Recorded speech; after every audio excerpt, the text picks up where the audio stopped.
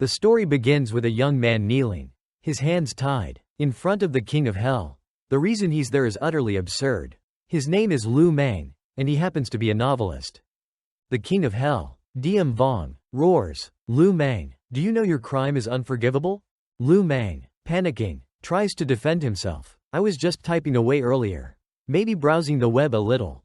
But stealing, robbing, or committing arson? No way. How could I have committed an unforgivable crime?" The king of hell, visibly enraged, questions him. "Have you recently been writing a tragedy novel?" Lu Mang freezes, stammering, what does that have to do with a heinous crime? My latest novel just wrapped up." The protagonist, Deep Queen, had an awakening. Everything went smoothly, and it was well received. Actually, it did too well. Admittedly, the protagonist's journey was intense, and I received countless bricks from readers, even some threatening calls. So, when the protagonist defeated all the villains and was just about to consummate with the female lead, I got frustrated and destroyed the entire fictional world. At this, the king of hell begins to tremble, his voice wavering. "Does it have to do with anything, you ask? I've been following that story for a whole year, hoping the male and female leads would finally end up together. And you gave me an apocalyptic ending that shattered my heart." Lu Mang, stunned, blurts out, "Wait, you read my novel too?" Silence. The king of hell snaps, visibly shaking. "You kept changing plotlines, and then left me with a horrendous ending like that. Originally, you were set to live until 90. But you've displeased me so much. I'll cut a third off your lifespan." Lu Mang's face goes pale, and he pleads desperately, "Please, don't. I haven't even gotten married yet. I don't want to die young." The king of hell replies, "Very well, I'll give you a wife and send you into your novel to save the world. But if you can't change the apocalyptic ending within 15 days, I will sentence you to eternal loneliness, living as a single man, unable to touch even a woman's hand." And with that, Lu Mang is dragged away by the bull-headed and horse-faced guards. He shouts in protest, "I've never met anyone as shameless and ruthless as you." He continues pleading, "Brother Oxhead, brother Horseface, be kind and let me go. I still have my youth, I don't want it wasted." But Oxhead merely kicks him down into the river of three paths without a word. However, it's only then that they realize they forgot to give him the man-ba soup. Which means his memories remain intact. In the novel's world, in the city of Nap Lan, people on the street gather around, watching a young man lying on the ground. "Hey, look, who's that lying there?" someone murmurs. As Lu Mang groggily wakes up, rubbing his head, he starts to sit up. He catches a glimpse of his reflection in the water and stares in shock. "Oh my, who is this handsome guy? So pale, and young, too." Nearby, people gossip in whispers, making him feel a little self-conscious. Is he trying to go mad in broad daylight? Lying there like that? Isn't he that pale guy? Li Vu Qua, from the Nap Lan family? If it weren't for his wife being the city lord, he would have died 300 times over by now. His face darkened. He pulled out a badge from his waist, the insignia of the Nguyen Pham clan. Li Vu Qua was stunned. He had truly traveled to the world inside his own novel? He clutched his head, screaming, "I'm Li Vu Qua? No wonder my skin is so pale and delicate." A villain with a face caked in powder, pretending to lose every time. He was ruthless, tormenting both male and female characters, humiliating the protagonist girl, only to be easily defeated, outwitted, and eventually castrated by the protagonist. Quickly, he checked his crotch to make sure. Fortunately, the fifth limb was still there, yet he was still in shock, banging his head against a stone pillar. Why did I have to reincarnate as a villain? How hateful, truly hateful. A passerby muttered, "What's wrong with this Li Vu Qua?" Lu Mang, feeling defeated, sat there lamenting, but then, he remembered that in the end, the entire world would face annihilation, no one would be spared. Neither hero nor villain. But, if this world truly was his novel, then that meant he knew where all the treasures and hidden opportunities were. He understood the storyline inside and out, like the back of his hand. Here, he was the creator. Realizing this, Lu Mang's excitement surged, his previous despair fading away. But his joy didn't last more than 3 seconds before something fell and hit his head with a asterisk thud. Annoyed, Lu Mang looked around. Who dares to interrupt my moment?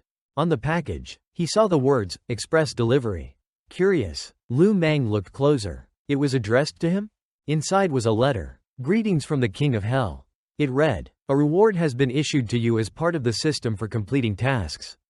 A Li Ma Ma. Lu Meng frowned. A Li Ma Ma? What in the world is this? Then, a mechanical voice echoed. Starting online shopping platform, A Li Ma Ma. You can purchase items at will. Delivered instantly via express. Delighted, Lu Meng looked at the system interface.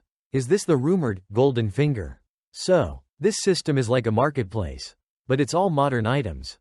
The protagonist he wrote had a similar system, allowing him to soar to the top, gaining rank, securing a prestigious title, marrying a wealthy and beautiful wife, and reaching the pinnacle of life. But his protagonist could only receive random rewards, whereas Lu Meng's A Li Ma Ma allowed him to buy whatever he wanted. But according to the story, this world would be destroyed in 15 years, so altering fate was no easy feat. Yet, with A Li Ma Ma and his knowledge, he felt certain he could turn the tables. Right now, though, he didn't even have a single coin to his name to buy anything. The king of hell is so stingy. He thought, he could have at least given me some startup capital. Still pouting, he felt a chill at his back. My dear husband, are you trying to sneak away again? Seeing the stunning beauty before him, his heart skipped a beat. This is my wife? So powerful, and so beautiful. But she only responded by snapping a whip and shouting, "Get on the horse, we're going home." She had come to drag Li Vu Qua back home. He hurriedly explained, wait, please, I'm not trying to escape." But in response, he heard a voice, echoing as if from the depths of hell. "Mount up," people murmured. "Is it true? The master is going to enforce the raw law again? Last time, Nguyen Pham Vong was tied to a tree, beaten for a day and a night. Does he intend to beat someone to death this time? How terrifying." I suddenly felt a hint of sympathy for Nguyen Pham Vong. In this world, the ranks of martial artists are divided from highest to lowest as follows: martial emperor, martial saint, martial honored, martial sect, martial king, martial monarch, then martial spirit, grand martial officer, martial master, and martial practitioner. Your cultivation level is the lowest. At martial practitioner, while Na Lan Mong's rank is 3 levels above you. As a martial spirit, Na Lan Mong is the 9th daughter of the 3 princes, and the general of the Hao Tien kingdom, the ever victorious. At just 19 years old, she has killed countless enemies on the battlefield, earning a fearsome reputation. A woman like her, combining beauty and danger, is rare in this world. Her husband, Li Vu Qua, who is also me, is famously known as Nguyen Pham Vong, but his cultivation has stalled at martial practitioner level 15, with no signs of improvement. While still deep in thought, the faint fragrance wafting from Na Lan Mong startled him. It smelled like roses yet also like osmanthus. Lu Meng, unable to resist, leaned in close, taking in the scent deeply, and took a daring risk, attempting to reach for Na Lan Mong's waist. After all, they were husband and wife in name, and this was the first time he had been so close to her. Na Lan Mong, sensing his intentions, warned, "Touch me, and I'll slice off each one of your fingers." Lu Meng shivered, thinking, "Too fierce. I still need my fingers for later." Before long, the two arrived at the Lord's mansion. Lu Meng, being here for the first time, curiously looked around. Na Lan Mong coldly said, "Follow me to the ancestral hall." Lu Meng nodded and followed. 2 handmaidens, upon seeing him, whispered, "Look, Nguyen Pham Vong's been brought back again. Is he going to get beaten again?"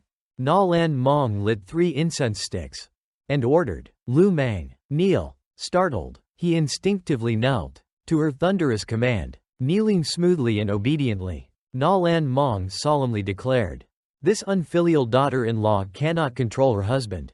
I ask my parents' forgiveness." On the tablet, it was inscribed, "Li Kong, the righteous and loyal demon-suppressing general." Lu Meng looked at the name, mumbling, "So this is my parents' memorial tablet." Li Vu Qua, though unruly, had a father who was known as the war god of Hao Tien. With an illustrious reputation, the demon-suppressing general was a sworn brother of his father. While Na Lan Mong's family, the 3 princes, and Hao Tien were called the twin heroes. Thus, Li Vu Qua was worthy of marrying Na Lan Mong, but because she found him weak and incompetent, they had never shared a wedding night.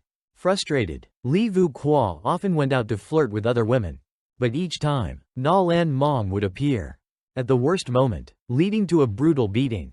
Were it not for respect for her elders, Na Lan Mong would have abandoned him already. Half a year later, the protagonist came to attack Na Lan City.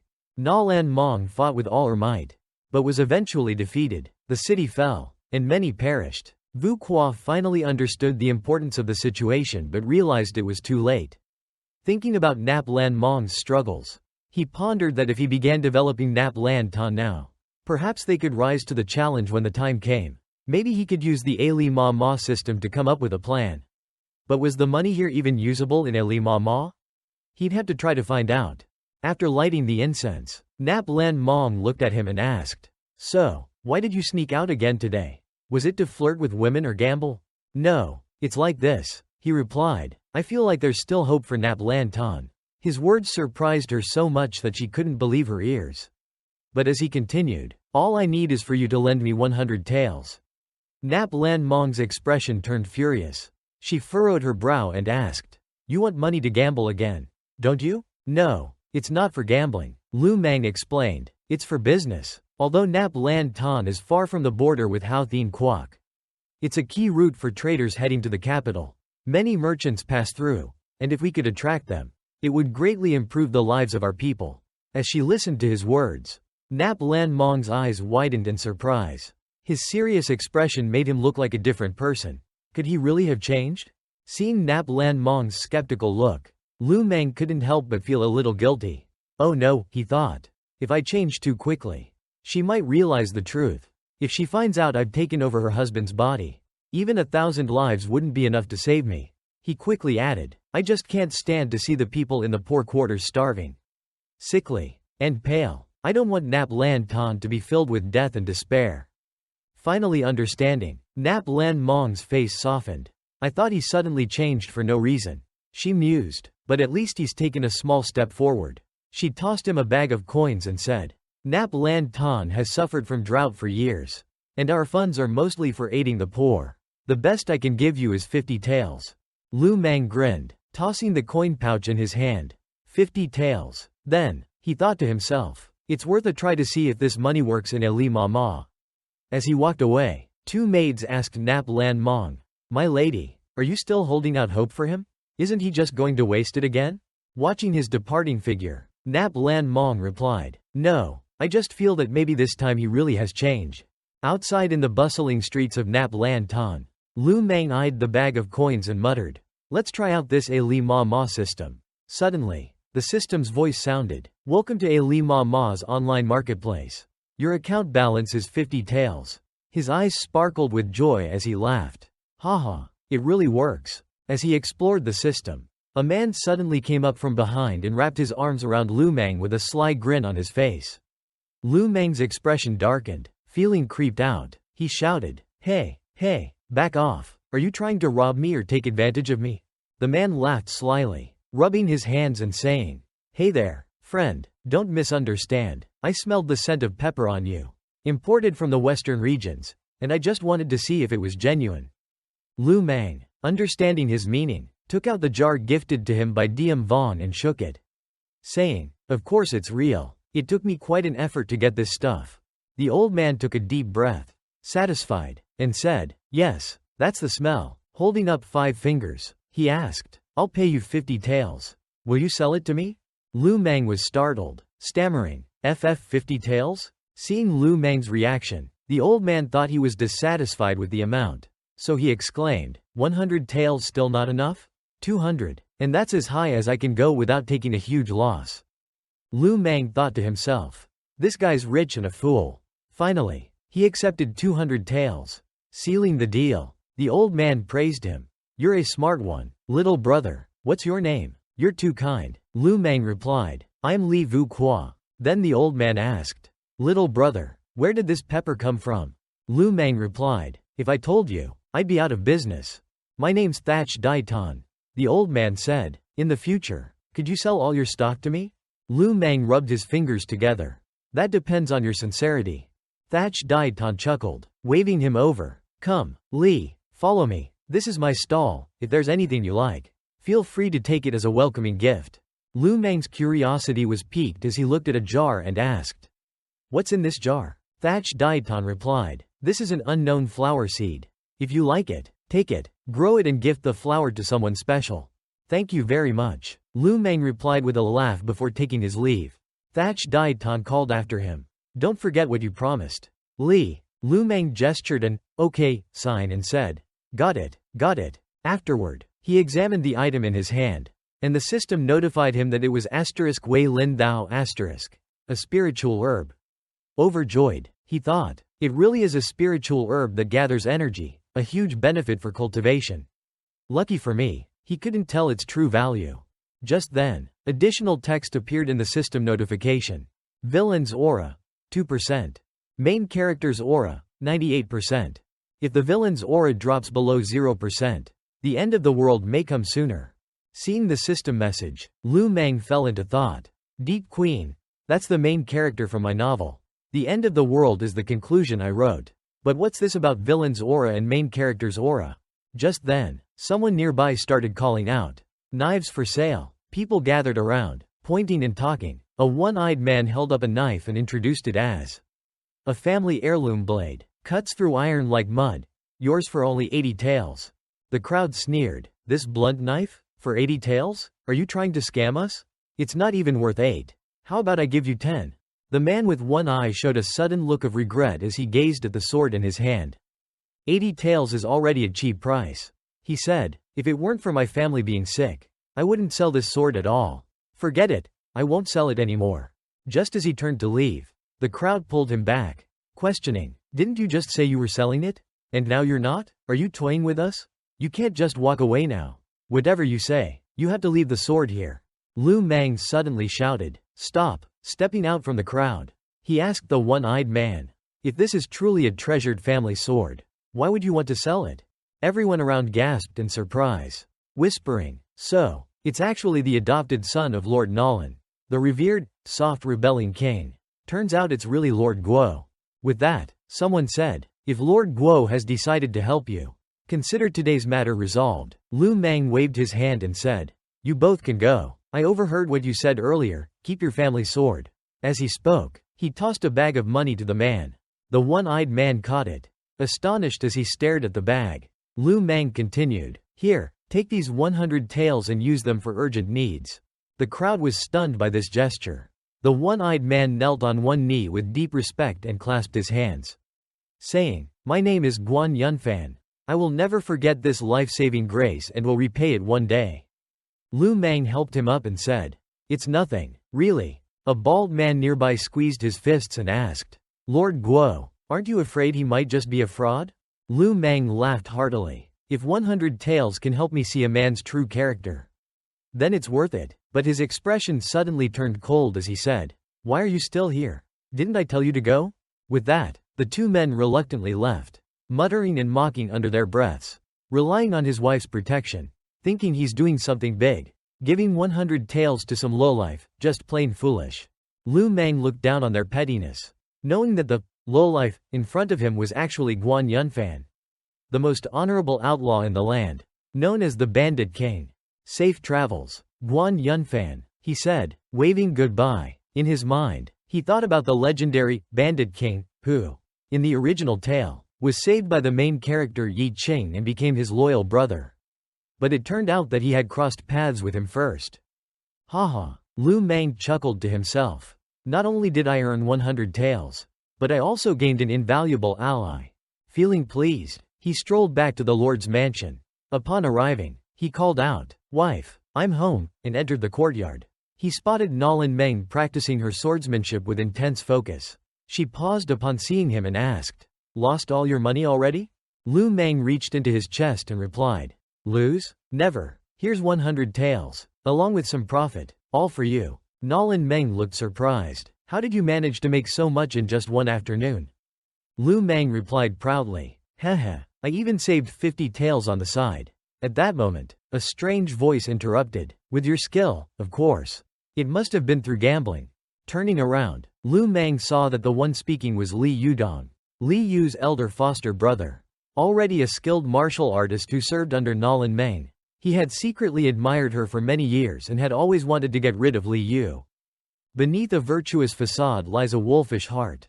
The death of Nap Lan Mong is somehow connected to him. Upon hearing Li Nok Duong's accusations, Nap Lan Mong furrows her brows, questioning Li Vu Qua, Lu Meng. This money, did you really win it gambling? Lu Meng casually replies, gambling? I always lose at that. Why would I? This money came from honest work. If you don't believe me, you can ask around at the market. Li Nok Duong sneers, as if that would be hard to check. Nap Lan Mong waves it off, saying, no need. Here, I'll take my initial 50 luong, the rest is yours. Now, I need to rest. I'm heading to my room to sleep. Lu Meng nods, leaving the room but not without a parting jab at Li Nok Duong, making the latter tremble with anger. Internally, Li Nok Duong fumes. Li Vu Qua, you got lucky this time. But sooner or later, I'll make Nap Lan Mong lose all faith in you. Just you wait, I'll win her over. Later that night, in the city lord's bedroom, despite being married to Li Vu Qua for years, Nap Lan Mong and he still slept in separate beds. Each night, however, Li Vu Qua shamelessly sneaked onto her bed, only to be promptly kicked off. Thinking aloud, Lu Meng grabs his blanket and pillow. Maybe I'll just sleep in the guest room. Nap Lan Mong opens her eyes. Surprised, her thoughts race. Did I treat him too harshly? Meanwhile, outside in the guest room, Lu Meng, arms folded, muses to himself. Rather than face embarrassment in front of Nap Lan Mong, I might as well look for some treasures. He remembers that Li Trong Nia, the famed war hero and father of Li Vu Qua, supposedly had a rare martial manual called the Liat Duong Then Giam ***, a text brimming with power to invigorate energy throughout the body. Following the instructions he wrote into the story, he locates the manual hidden behind a painting. Martial techniques and weapons are graded similarly to cultivation ranks: ordinary, refined, superior, extreme, and the highest level. Sacred artifacts. This Liat Duong Then Giam, being in the extreme rank, is the most precious treasure in all of Nap Lan City. While reflecting, Li Vu Qua also remembers the Wei Lin Thou he bought earlier that morning, now set under moonlight to help it grow faster. The moon spirit herb, when exposed to moonlight, blossoms rapidly, accumulating spiritual energy that aids greatly in cultivation. Determined, Li Vu Qua begins practicing the Liat Duong Then Giam technique. With the help of the herb, surrounding energy gathers into his core, enhancing his cultivation remarkably. As he trains, Nap Lan Mong lies in her bed, unable to sleep. Have I really been too harsh on him? She wonders, seeking answers from her inner conscience. The following morning, to his surprise, Li Vu Qua finds he's advanced from warrior to martial master in a single night, an astonishingly rapid progression. Just as he celebrates, however, he's hit with a side effect of the technique. As implied by the name Liat Duong Then Giam, his limbs stiffen, and his fifth limb rises with unusual vigor. At that exact moment, Nap Lan Mong walks in, catching sight of his situation. Eyebrows raised in mild amusement. Seems I've interrupted your moment of pleasure, she comments dryly. She huffed, blushed, and walked away. Li Vu Qua, covering his crotch with one hand, called out, wait, no, hold on. It was over. Even if he jumped into the Yellow River, he wouldn't be able to wash away the misunderstanding. Outside, Nap Lan Mong, blushing, thought to herself, so he really is a pervert, arranging separate rooms just for that purpose. But at least this time, he wasn't out chasing skirts like before. Li Vu Qua walked through the streets of Nap Lan City, pondering how he could change her impression of him. He would have to work on it long term, but his immediate priority was still earning money. Only the city lord's manor held the potential to alter Nap Lan City's ill-fated destiny. Plus, he had exhausted his supply of moon spirit grass last night, so he'd need to seek out that merchant and find a new solution. Suddenly, he stopped, looking around. Something didn't feel right. Why was everything so quiet? His author's instincts told him that something was wrong. Then came the clopping of horse hooves. Out of nowhere, a group of bandits charged in, demanding his head, claiming someone had put a bounty on him. Li Vu Qua was shocked. Who would pay to have him killed? He asked, who's the buyer? I'll pay double. The leader sneered, as if a weakling like you could afford that price. Boys, attack, kill the traitor Nguyen Pham. Li Vu Qua narrowed his eyes. You dare look down on me? Fine, let's see how well my training pays off. Gathering energy in his arm, he unleashed a blazing fire strike at the nearest thug. With a loud boom, the man's clothes tore, and he was blasted backward. The leader broke into a cold sweat. Stunned. That punch, it's at warrior level. I thought he was just a weakling? Seeing the power of his move, Li Vu Qua was pleased. With the fiery sun divine technique in basic martial arts, even beginner moves held impressive force. Emboldened, he beckoned the bandit leader. Tell me who sent you, and I might spare your life. The leader, after a brief moment of panic, regained his composure and shouted, relying on you? You're just one warrior. Everyone, attack, kill him. Li Vu Qua's grin froze. So, they weren't intimidated? With their numbers and horses, fighting head-on wasn't a wise choice. He needed a plan. Just then, Quan Van Fan appeared, shouting, stop, who dares to attack my benefactor? Li Vu Qua was surprised. He hadn't expected Quan Van Fan to show up here. Charging forward, Quan Van Fan knocked the bandits off their horses, demanding, who sent you to kill my benefactor? Feeling the cold blade against his neck, the bandit stammered, it was Li Nok Duong. Li Vu Qua furrowed his brow. So, it was him? The leader continued shakily. Normally, he protects us, letting us rob the villagers. And he takes half of what we steal. Last night, he specifically asked us to kill you. We were forced into this, please. Spare us. Quan Van Fan lifted his sword and prepared to decapitate the bandit. Declaring, spare you, so you can warn Li Nok Duong?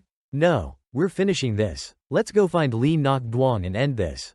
Li Vu Qua hurriedly stopped him. Wait, without concrete evidence of a crime, killing Li Nok Duong will only make me seem more ruthless. Quan Van Pham turned back and asked, then, what should we do now? Li Vu Qua proposed, let's raise money for the Lord's mansion.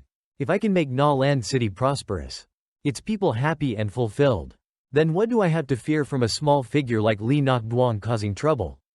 Quan Van Pham respectfully knelt down and clasped his hands. I've spent my life robbing the rich and poor alike, only ever making small gestures, without a grand vision like yours. You're determined to help the people. I am willing to follow you, even if it means life or death. Li Vu Qua laughed happily. Ahaha, my good brother, stand up, he thought to himself with satisfaction. The infamous Quan Van Pham, with martial spirit level skills. Recruiting him means I've taken a crucial ally away from Deep Queen. Perhaps this will also give me a slight advantage. Li Vu Qua opened his system and checked his status. His aura currently stood at 97%, while Deep Queen, the villain, had only 3%. He smirked, thinking, so, Deep's aura really has dropped to 3%. Is this a new skill? Perhaps? A bit of opportunity? Perhaps? He recalled that in novels, the protagonist always has beauties aiding him. Even mundane things like picking up trash would lead to discovering rare treasures. So that's the reason, he mused. In the future, won't I be a heroic figure like Long Hao Thien? Just like Deep Queen? Excitedly, Li Vu Qua said, let's go make some money at the market. At the Na Lan City marketplace, old Thatch Dai Tan greeted him. Brother Vu Qua, you've brought so many good things again. Li Vu Qua responded, I have some salt and various spices. All items purchased from the system. Thatch Dai Tan was stunned. Wait, salt? Smuggling salt is a capital crime, quickly take it back. Li Vu Qua was speechless. Almost forgetting, salt was scarce in ancient times. A necessity, and private trade was usually prohibited. He hurriedly replied, thank you for the warning. If anyone with bad intentions saw it, I'd be in trouble. Unbeknownst to him, a shadowy figure was watching from behind, narrowing his eyes, thinking, salt smuggling, gotcha. Li Vu Qua then brought out 4 barrels of wine, saying, if I can't sell salt, surely wine is allowed? Seeing the clear glass bottles, Thatch Dai Tan was astonished. These wine bottles are made of jade glass? Li Vu Qua slapped his forehead, realizing, I forgot, glass is rare in this era. Taking out so many at once is too flashy. Sir, please, you must sell me this jade glass. Thatch Dai Tan exclaimed, clutching Li Vu Qua's leg in desperation, making him jump back in surprise. As long as you don't tell anyone, name your price. With drool trickling down, Thatch Dai Tan carefully calculated on his abacus, breaking into a sweat as he finally announced, I'll offer you 80,000 taels. In his previous life as a writer, Vu Qua had never seen so much money before. Counting the goods from last time, he had amassed a total of 100,000 taels. Take it all, God of wealth, he said. Is this a spatial bracelet? He asked. Yes, the man replied. If you focus your mind on it, you'll see the silver tails inside. This is just a low-end spatial bracelet made by the Chan Nguyen Tong. They say that higher-end ones can hold an entire 300 square meters house. Vu Qua thought. The Chan Nguyen Tong is like a successful business model in our world. They exclusively sold magical artifacts, medicinal wine, and potions that ordinary people couldn't make. By the way, I'm planning to buy some magical tools. Vu Qua added. Thatch Dai Tan pointed in a direction. There's a merchant caravan heading to the capital that sells not only magical tools but also demon tribe servants. Especially fox demons. They look so alluring that the wealthy buy them as maid servants. And at night, he gave a sly laugh. Brother Vu Qua, why don't you buy one and nurture some deep feelings? Vu Qua looked around, feeling conflicted. This kind of trade was common in ancient times, he thought. Recalling that even in the prosperous Tang dynasty, there were Kunlun slaves. He glanced at a sign and was startled. Wait, is this the Chao Ki Trading Company's caravan? Isn't this where Deep Queen found a hidden gem? He grinned. I should check if there's anything good among these slaves. Seeing this, Thatch Dai Tan pulled Quan Van Pham aside. I'll take brother Vu Qua out for a while. Take your time, brother. Vu Qua's gaze landed on the cages. He was deep in thought when an old, bald man blocked his view. It was Chow Lao Ba, the head of Chao Ki Trading Company, who greeted him with a respectful bow. Li Dai Nyan, it's an honor to have you here. Please, let me know if there's anything you wish to buy. Vu Qua kept a neutral expression. This sly fox Chow Bai will need a special approach. He asked nonchalantly, what's that troublesome woman over there? Chow Lao Ba answered, oh, just a poor soul we found in the wilderness. She's barely alive, so I thought I'd sell her for a low price. But no one's willing to buy a sickly girl. Well, Vu Qua replied, if people found out you were trying to sell a sick person, it could affect your business. Chow Lao Ba broke into a sweat and stammered. You're absolutely right, sir. What do you think I should do? Well, I'm actually looking for someone to practice my skills on. I could take her off your hands. Relieved, Chow Lao Ba said. Thank you, Li Dai Nyan. I knew I could count on your wisdom. Shortly after, Vu Qua paid Chow Lao Ba and took the girl with him. In a secluded place, he handed her a pill. Here, eat this. The girl took the pill and said in a weak voice. So, the young master wants to test his medicine on a slave like me? Although she misunderstood Li Vu Qua's intentions, the girl obediently swallowed the pill. To her amazement, she found that her wounds had completely healed, leaving her speechless with surprise. Li Vu Qua patted the girl's head and said, let's go home together. The girl widened her beautiful eyes in astonishment. Home? I have a home? At that moment, a fierce man wielding a sword rushed over, shouting, scoundrel, let go of that girl. Li Vu Qua was baffled and asked, who are you? The man straightened his hair, trying to appear suave, and said, my surname is Deep, first name Queen, a martial artist destined to be the most handsome and skilled warrior in history. Upon hearing this name, Li Vu Qua was startled. Deep Queen, the protagonist of the novel? After his moment of self-praise, Deep Queen pointed his sword at Li Vu Qua. I happened to pass by and heard that Trang Vong is notorious for all manner of evil deeds. I'm here to uphold justice. Li Vu Qua felt his temper rise and cursed inwardly. Damn, this self-righteous personality is exactly like in the novel. The girl, hiding behind Li Vu Qua, protested. You're wrong. Young master saved me and healed my injuries. He's a good person. Deep Queen gritted his teeth in frustration. Not only did you brainwash her, but you're trying to fool everyone. Today, I shall serve justice. Deep Queen moved so quickly that Li Vu Qua barely had time to dodge. He said seriously, stay back. This guy won't hold back. The girl obediently stepped aside. Deep Queen angrily yelled, how dare you keep dodging? He shouted, heavenly sword technique. Li Vu Qua felt relieved that he had learned his secret technique the night before. Before the sword could strike him, he unleashed a powerful punch straight into Deep Queen's chest. However, Deep Queen's sword still managed to graze his arm. Drawing blood, Deep Queen pointed his sword and said, stop resisting, hand over that girl, and I'll spare your life. Li Vu Qua, pale from the wound, clutched his arm and replied, you claim to be righteous. Yet as soon as we met, you wanted to kill me and kidnap a defenseless girl. You're the real villain here. Deep Queen was momentarily stunned by his words. Seizing this opportunity, Li Vu Qua didn't hesitate to strike again, this time with even more force. With a loud thud, Deep Queen was sent flying backward, dropping his sword. Furious, Deep Queen yelled, "Coward, not only do you twist the truth, but you also attacked me when I was unguarded."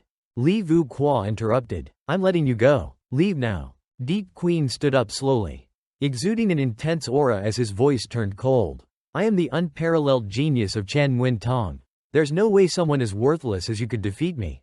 Li Vu Qua felt a chill and muttered, "Oh no, not this again." Deep Queen roared, "How dare you look down on me? I'll be the one to bring justice and punish you." Li Vu Qua witnessed the scene, silently cursing. "Damn, Deep Queen's bloodline, is it awakening ahead of schedule?" He hurriedly shouted, "Girl, quickly run down the alley and find the man with the scar on his face." Now, the girl responded obediently and ran off. Li Vu Qua spoke up, just hoping the girl would move on. Not caring anymore about what happened to him. He knew he wouldn't escape this time and didn't want her to be involved. Deep Queen lunged forward, immediately driving his knee into Li Vu Qua's stomach. Deep Queen's aura flared up as he gripped his sword and approached, yelling, "Time for you to die." Just then, a hand reached out and tapped Deep Queen on the shoulder from behind. The man asked, "Brother Deep, causing trouble again?" Deep Queen, furious, pointed at Li Vu Qua and said, "Brother Zimin, I'm not starting a fight. This scoundrel, Li Vu Qua, was assaulting a village girl first." The man raised an eyebrow, intrigued, and looked at Li Vu Qua, who said, "Ah, so it's Prince Consort. Forgive my junior for his behavior." The man said, pulling out a sacred healing potion of the Zhenyuan sect, "Please, take this as a gesture of goodwill." Deep Queen was taken aback, and Li Vu Qua accepted the potion, replying, "Not a problem at all. You must be the famous senior brother Zimin of the Zhenyuan sect?" Zimin Lang nodded, clasping his hands in greeting. "Indeed, I am, Li Vu Qua, the renowned prince consort." Just then, the girl returned with Quan Yunfan, saying, "Benefactor, I've come to aid you. This man is my benefactor, and neither of you should lay a hand on him," Quan Yunfan declared. Zimin Lang flinched. "The Bandit King, Quan Yunfan?" He eyed Li Vu Qua with surprise. "To think someone of this level would be at your side. Interesting." Li Vu Qua patted Quan Yunfan's shoulder reassuringly. "A misunderstanding, that's all. There was a minor clash with this brother here, but thankfully senior brother Zimin intervened in time." Quan Yunfan clasped his hands in respect, saying, "So that's what happened. My apologies for the misunderstanding, senior brother Zimin." Deep Queen protested angrily, "Senior brother, this scoundrel is notorious. Do you really want to side with him?" "Side with him?" Zimin Lang scolded. "Be quiet. Haven't you embarrassed us enough?" Li Vu Qua took the opportunity to mock. "Don't blame him, brother Zimin, he's still young. But to be fair, achieving such martial skill at his age is rare." Deep Queen clenched his teeth, saying, "Don't touch me." Zimin Lang laughed, explaining, "This boy possesses a rare celestial bloodline, so he advances faster than most. We appreciate your understanding, Prince Consort, for letting this matter pass. We must return to the sect soon, but I'll come by to pay my respects in a few days." With that, he pulled Deep Queen away as the boy struggled.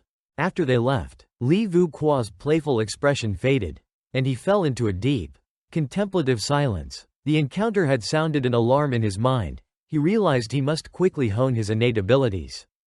If Deep Queen's fearsome draconic ape bloodline fully awakened, the young girl anxiously tugged on Li Vu Qua's sleeve, asking, "Young master, are your wounds okay?" He shook his head, reassuring her, "I'm fine now." Then, patting her on the head, he asked, "Do you have a name?" The girl looked down sadly. "No, I don't. How about I name you then? Let's call you Quan Tuyet. How does that sound?" Her eyes widened in wonder, and she whispered, "Quan Tuyet, that's a beautiful name. Thank you, young master." Nearby, Quan Van Pham warned cautiously, "Benefactor, that Tay Mon guy is shameless, despicable, treacherous. You must be careful." Li Vu Qua shrugged it off. "People like him, with endless greed, are best used for our advantage. And stop calling me benefactor. Call me brother instead." Quan Van Pham, slightly hesitant, clasped his hands respectfully. "Then I'll call you older brother. Not to be outdone, brother. You truly have a deep strategy." As he said this, Li Vu Qua's eyes widened in surprise. The villain aura seemed to have shifted again. He quickly opened his system to check. The current villain aura was at 4.5%, while the protagonist aura remained at 95%. Reading this, he thought, looks like that earlier battle increased my villain aura quite a bit. Realizing he'd spent enough time here, he called Quan Ban Pham and Quan Tuyat to go with him to find Thach Dai Ton. A while later, the three of them arrived at a cart loaded with goods.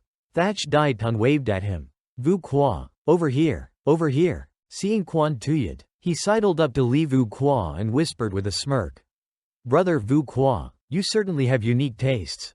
Li Vu Qua, speechless, urged him to focus. Let's get down to business. Thach Dai Ton grinned, showing him various items. This is my friend Vong Hu Tai's trading caravan. He's got plenty of low-cost magical items. Like this, well, it looks like a straw sandal. But it's actually a fan that can stir up wind. And this flask? It can hold water, 5 liters. Actually, with that, he tilted his head back to take a drink. Someone nearby exclaimed, Mr. Thach, that's a new hoe. Literally a chamber pot. Hearing this, Thach Dai Ton spit out the water in shock, while the other vendor brushed him off, saying, Li Vu Qua, take your pick, no rush. Li Vu Qua looked over the items and praised the selection. Following the vendor's guidance, he examined various items laid out in front of him. Quan Ban Pham leaned in and whispered, Brother, I think I see some quality goods. Li Vu Qua picked up an orange fruit and commented, Shopkeeper, I see this fruit here isn't your usual fare.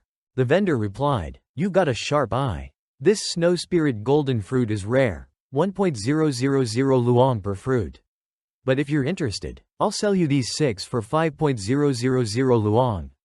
Li Vu Qua nodded. Thank you, Brother Hu Tai. Let's grab a drink together sometime.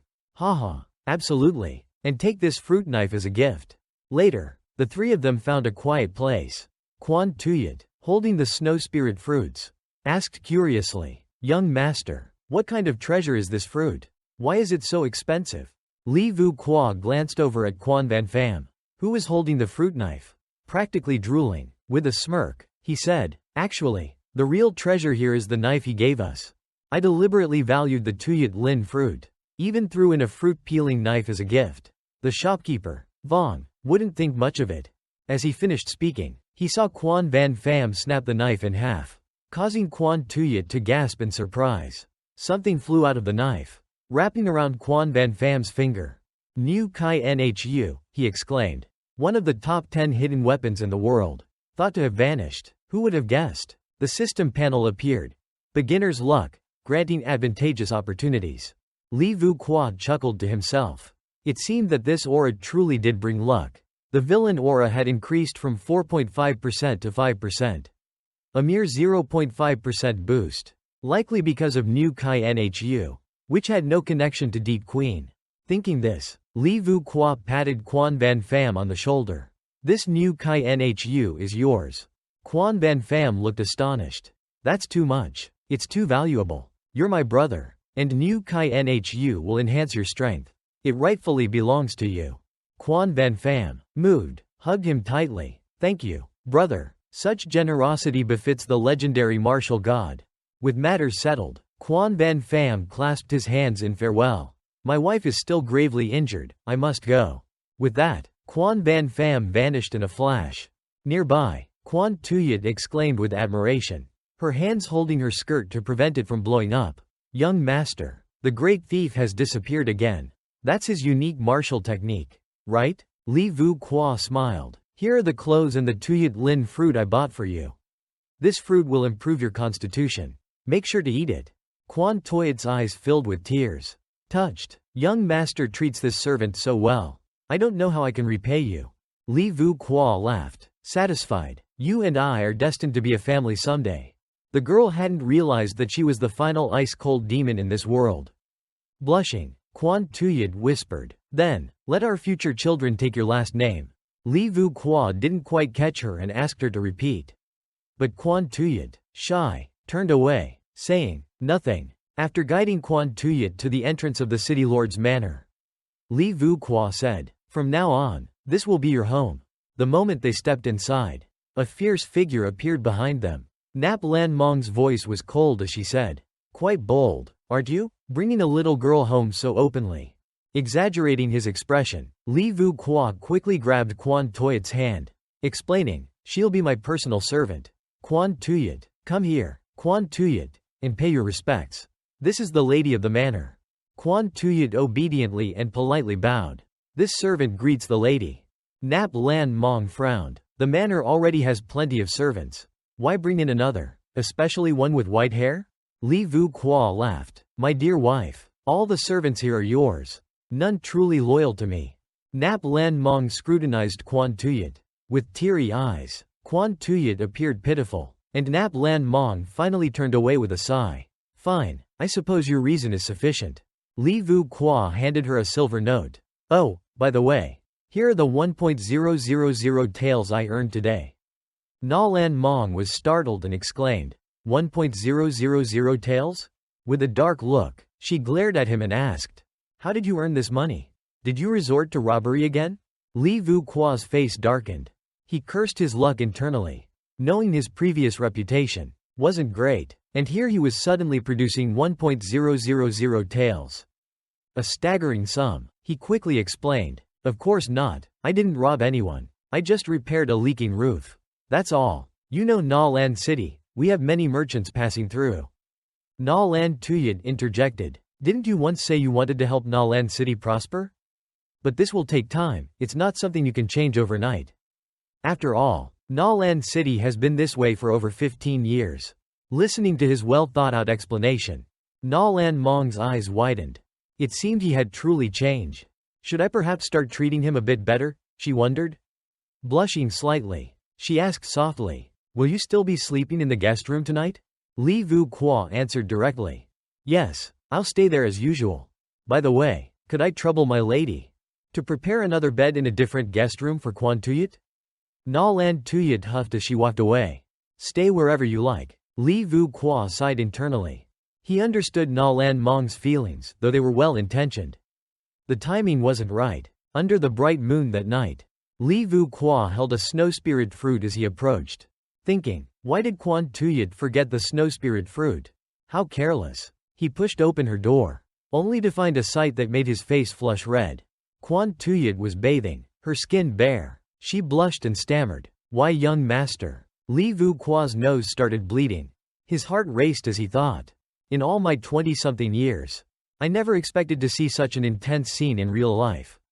He cleared his throat. "Ahem, young girl, I've seen many like you. No need to be shy. Hurry up and get dressed." Blushing, Quan Tuyat replied, "It's fine if you look. Young master, you saved my life, I owe you. Even if you ask me to die, I would willingly do it." Li Vu Qua handed her a box, saying, "No need to die, just eat the snow spirit fruit. It'll help replenish your nutrition." She nodded and took the snow spirit fruit. Biting into it, "This fruit is so sweet. Well, I'll take my leave, rest well," he said as he exited. In his mind, he thought, as expected from the ice demon, the outer skin of the snow spirit fruit is hard as iron. Yet she ate it with ease. Back in his room, Li Vu Qua lit a lamp, delving into the bloodline dictionary of the Li family. His bloodline, Blazing Armor Beetle, was of the epic grade. However, over generations, the strength of his bloodline had weakened. He then looked into his mother's bloodline. His mother, Mu Rong, came from a lineage with high-ranking bloodlines, while his junior sister from the Bloodrobe sect, Thien Loi Mang, possessed bloodlines of the Starlight grade. In this world, bloodlines are ranked from highest to lowest. Legendary, epic, starlight, and excellent. Each level is vastly superior to the one below. An insurmountable difference. As it stood, the power gap between him and Deep Queen would only widen over time. Am I really only going to survive for another 6 months? He thought. Wait a minute. Didn't I once write that if a bloodline hadn't awakened, it could be replaced? I originally planned to write about Deep Queen's method for recruiting underlings. But unexpectedly, it ended up saving my life. The ancient demon's bloodline power is rumored to be hidden in an ancient tomb of a great demon outside the city. Maybe I should try my luck there. Just then, Quan Toyat's door was kicked open. "You rotten girl, get out here." Tiu Tui, a maid serving Nap Lan Mong, barged in with others, and without a word, slapped Quan Tuyat to the ground. "You actually have spirit fruit to eat? Are you involved with that good-for-nothing?" Quan Tuyat clutched her head and cried out. Young master. Good for nothing. Huh? Dare to answer back. Do you? Beat her. Another maid ran in and shouted. The authorities are coming to arrest Li Vu Qua. Hearing this, Tiu Tui smirked and left, saying, let's go watch the commotion. Quan Tuyat sat up, worried. Could it be that the young master is in trouble? In the main hall, Li Nok Duong arrived with officers. One of them called out, bring Li Vu Qua here. Li Nok Duong, with arms crossed, sneered, my dear brother, I never expected you to be smuggling salt. Vu Qua realized that Li Nok Duong must have seen him take out the jar of salt at Thatch Dai Tan's place. But even if he did, that's hardly evidence. Calming himself, he asked, do you have any proof that I'm smuggling salt? Several servants carried in sacks of salt, along with a man who knelt before Vu Qua and said, Boss Li, after you sold us this salt, we were caught. Li Nok Duong smirked, my dear brother, I understand the need to make money, but you don't have to resort to illegal means. Nap Lan Mong arrived, furious. Without asking him, she confronted him. So this is how you made so much money so quickly? You've really disappointed me. Vu Qua gritted his teeth, knowing that Li Nok Duong had set him up. But what could he do now? Suddenly, Quan Tuyid rushed in, shouting, wait, the young master is extraordinarily clever. He doesn't need to smuggle salt to make money. The other maids scoffed. Clever? He's nothing but a shameless fool. So young and already lying shamelessly. Quan Tuyit trembled with anger. But then an idea struck him. From his spatial bracelet, he dumped a heap of gold, dazzling everyone in the room. Vu Qua declared, she's not lying. I really don't need to smuggle salt to make money. Seeing the pile of gold, Li Nok Duong said skeptically. So, you've been smuggling salt for a while now, haven't you? Where else could you have gotten this? Holding up a glass bottle, Vu Qua asked, do you know what this is? Nap Lan Tuyid hesitantly answered. Is it glass? Correct. I import this from a friend. All this money was earned by selling glass. It's profitable and safe, so why would I need to smuggle salt? Grinding his teeth, Li Nok Duong shouted, liar, how could you know any glass merchants? I've mingled with all sorts of people for years, yet I've never seen someone like you. But faced with Vu Qua's explanation, Li Nok Duong found himself at a loss for words. Nap Lan Mong questioned, then why don't you tell me the origin of all this money? You think that, seeing you suddenly take out such a large sum, I just believe you're innocent? Li Nok Duong stubbornly insisted. You're just making excuses. You can't prove you're not smuggling salt. At that moment, Thatch Dai Tan's voice echoed. I can prove it. He walked over with a salt merchant and said, yesterday, we saw someone sneaking around the salt shop, buying a large quantity of salt. Nap Lan Tuyid asked skeptically. And who are you? Thatch Dai Tan clasped his hands respectfully. I am a merchant from the capital and a good friend of Li Vu Qua. I heard he was in trouble, so I came to help prove his innocence. The salt merchant pointed at the kneeling man. He's the one who bought 10 bags of salt from me yesterday. The man quickly denied. No, it wasn't my idea. Oh. Li Nok Duong's face contorted with anger as he grabbed his fan tightly. With a sharp crack, blood splattered, causing the maids to turn pale and scream. Li Nok Duong had killed to silence the witness and then claimed, these scoundrels were framing my virtuous brother, they deserved no less. Nap Lan Mong was stunned. Why kill them all? We haven't even clarified the situation. Li Nok Duong explained, I couldn't control my temper. After all, Vu Qua is my sworn brother. He then patted Li Vu Qua on the shoulder. Good brother, I misunderstood you. My apologies. Li Vu Qua knew exactly what he was up to. Seeing the situation deteriorate, he had killed to silence the witness. Li Nok Duong was truly ruthless. Clearing his throat, Li Nok Duong announced, since it was a misunderstanding, everyone may disperse. Afterward, Li Vu Qua approached Thatch Dai Tan. Thank you, Dai Tan, for helping clear my name. Thatch Dai Tan laughed. No need to be formal. He slapped Li Vu Qua on the back, saying, come on, let me buy you a drink. Just then, Nap Lan Tuyit gently tugged at his sleeve. Wait, Vu Qua. Li Vu Qua raised an eyebrow. What is it? Nap Lan Mong blushed, embarrassed. I have something to say to you. Earlier, I misunderstood, but Li Vu Qua pulled his sleeve free, replying, it's not unusual, I'm already used to it. Her hand frozen midair. Nap Lan Mong felt a wave of self-reproach as she watched Li Vu Qua walk away cheerfully. Outside, Quan Ban Pham waited atop a tree. Observing the crowd leave, Li Vu Qua spotted him and called out joyfully. Brother, you're here. Thatch Daitan explained. It was the spy who tipped me off earlier. Quan Ban Pham drew his finger across his throat and asked, Shall I get rid of Li Nok Duong? Li Vu Qua waved his hand. Not yet. If we act too openly, I'll be suspected. Quan Ban Pham nodded admiringly. Brother, you're truly clever. Li Vu Qua thought to himself. Li Nok Duong tried multiple times to kill me. He shouldn't blame me for being unkind. Then, brightening up, he suggested, I heard that our talented brother is leaving Nap Land City tomorrow. How about we spend the night at the Peach Blossom Pavilion? The three shouted in unison. Let's go. Wine and flowers await. As they cheered, Quan Tuyat Feng turned away with a light, HMPH. Li Vu Qua gently patted her head, asking, Did Xiaobui bully you? Does it still hurt? Quan Tuyat looked at him, surprised. Young master, you knew? Of course, he replied. In that house, I've experienced such things many times. Don't worry. From now on, I won't let you suffer any more injustice. At that moment, Thatch Dathan's voice called out. Brother Li, if you come late, all the beautiful ladies will be gone. Li Vu Qua immediately dashed off, shouting, Coming, coming. Arriving at the Peach Blossom Pavilion, he remarked, Bai Linglong, the top lady here, why did she go off with Li Nokdong? What a pity. Li Nokdong is, after all, the drill officer of Nolan City. Li Vu Qua excused himself from the room, saying, I'll be back shortly, just going to the restroom. You all keep drinking. Duong Dathan laughed loudly. He couldn't hold it, probably off to throw up. Walking away, Li Vu Qua thought, Bai Linglong, the one by Li Nokduong's side. She's the reason I came to Peach Blossom Pavilion tonight.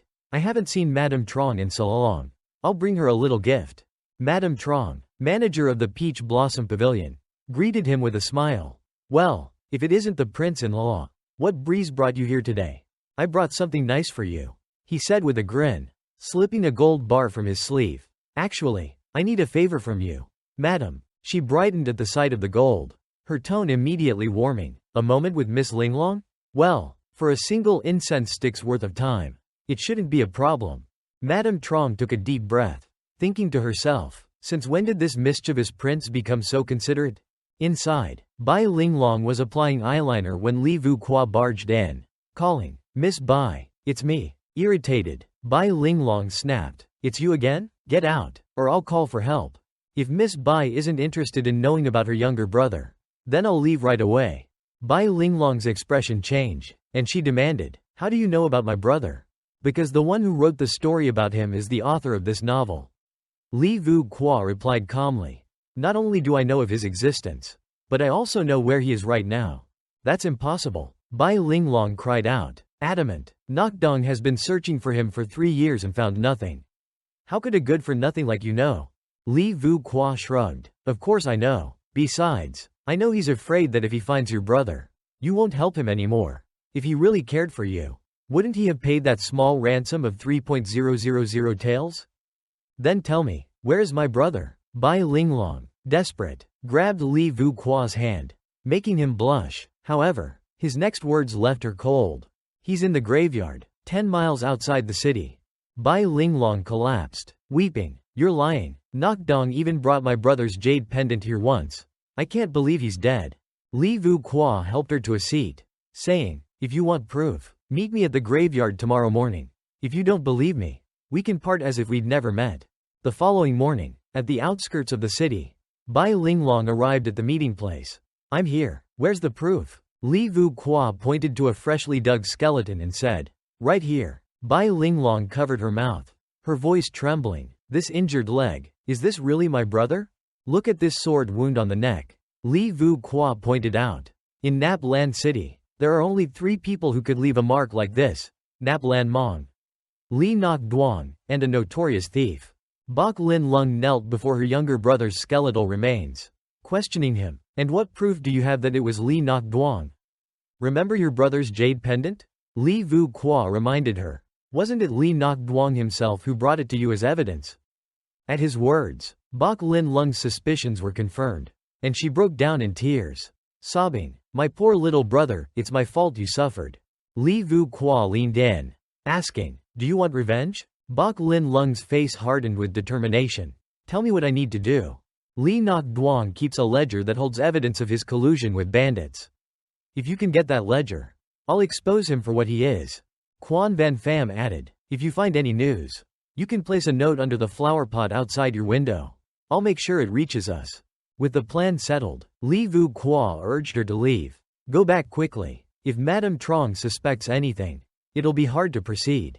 As Bok Lin Lung turned to leave, she paused, pulling back the curtain. Her demeanor towards Li Vu Qua had shifted. She said respectfully, "Thank you, young Master Li." After she left, Li Vu Qua lay back, hands behind his head, murmuring, "Getting rid of that scoundrel Li Nok Duong will finally bring some justice to the people of Naplan City." Later, Quan Toyat's voice rang out through the city. The city lord's residence is hiring workers. Hiring workers. Get paid a bushel of wheat every day. Sign up fast. Only 100 spots available. Hearing this, the citizens started to talk amongst themselves. Some were skeptical. Did I hear that right? A bushel of wheat every day? Are they serious? Why would he care about our well-being? Someone scoffed. Meanwhile, Li Vu Qua, carrying a sack of rice, announced loudly, "Starting today, we're reclaiming the wildlands 10 miles outside the city. Anyone who joins in will receive white wheat." One person stepped forward, saying, "I'm in. Give me a bushel of wheat first. And I'm all set. Since you're the first, you get an extra bushel." Li Vu Qua replied, handing it over. The man, overjoyed, exclaimed, "It's real wheat." The crowd surged forward, realizing this opportunity was genuine. Line up, Li Vu Qua shouted. No wheat for those who cut the line. In the chaos, someone close to him even had their pants pulled down. But Li Vu Qua kept the order, helping hand out wheat to each person. From a distance, Nap Lan Mong observed the entire scene but didn't approach. Finally, after much effort, Li Vu Qua wiped the sweat from his brow, relieved that the distribution was done. Quan Van Pham saw Nap Lan Mong and frowned, asking, "With your abilities, brother, you could easily leave your wife and establish your own sect." Li Vu Qua chuckled. Though Nap Lan Mong can be a bit fierce, she's actually very kind-hearted. There was something he didn't say. Nap Lan Mong would never abandon Li Vu Qua in the end. Standing at a distance, Nap Lan Mong overheard his words and was taken aback. Looking at him, she thought, this scoundrel, saying such embarrassing things so naturally. Li Vu Qua then grabbed a shovel and shouted, "This way, let's go clear the land."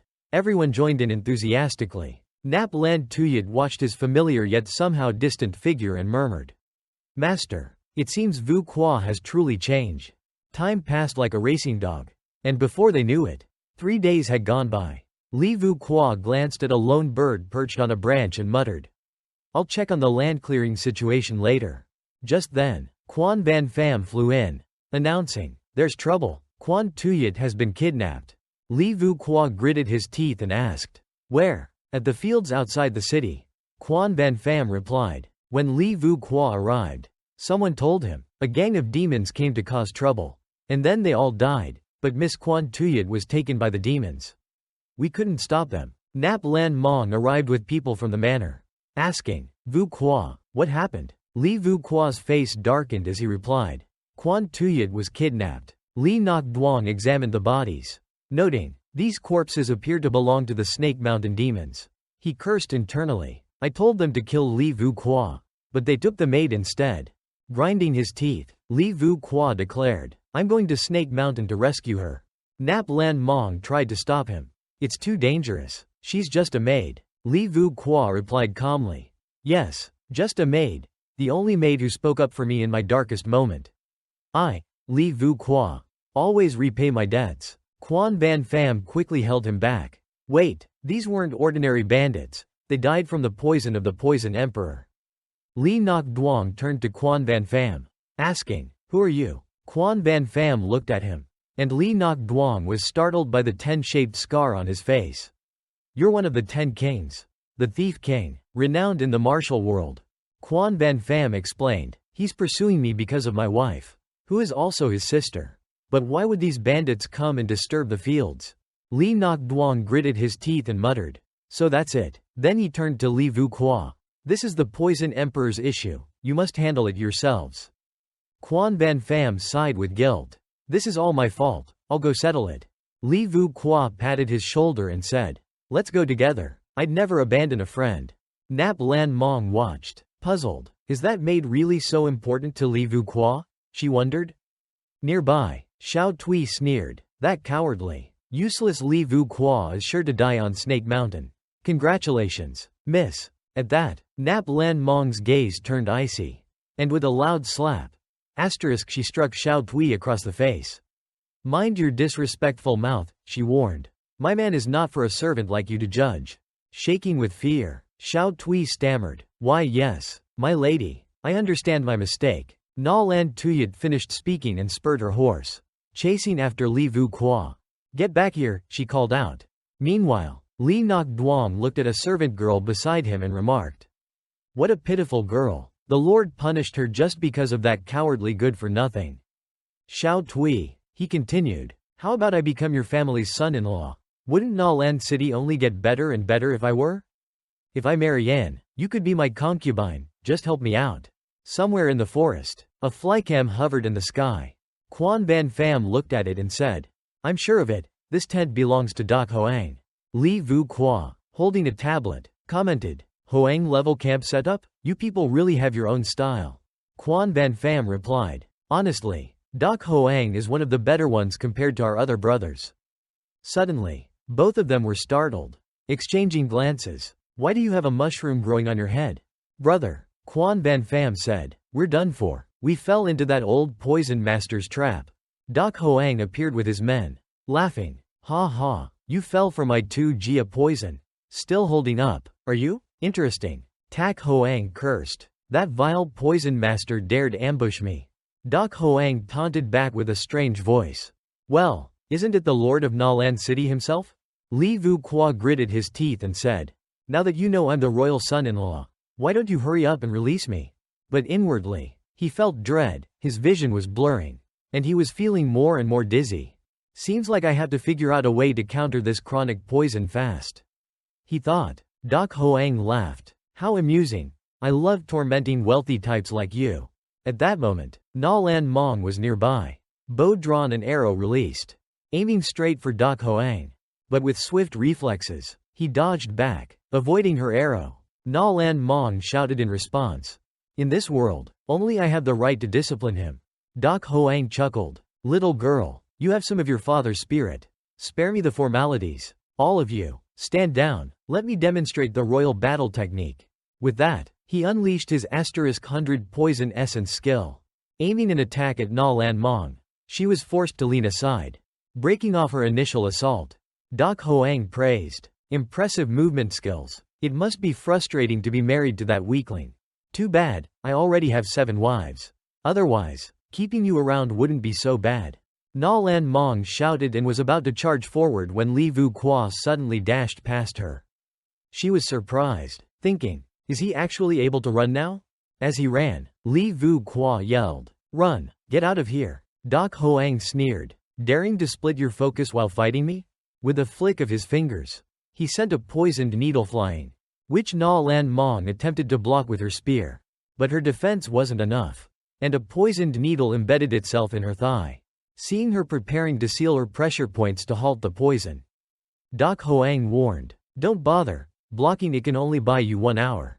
Na Lan Mong, gritting her teeth, declared, "Even if I die, I'll drag you down with me."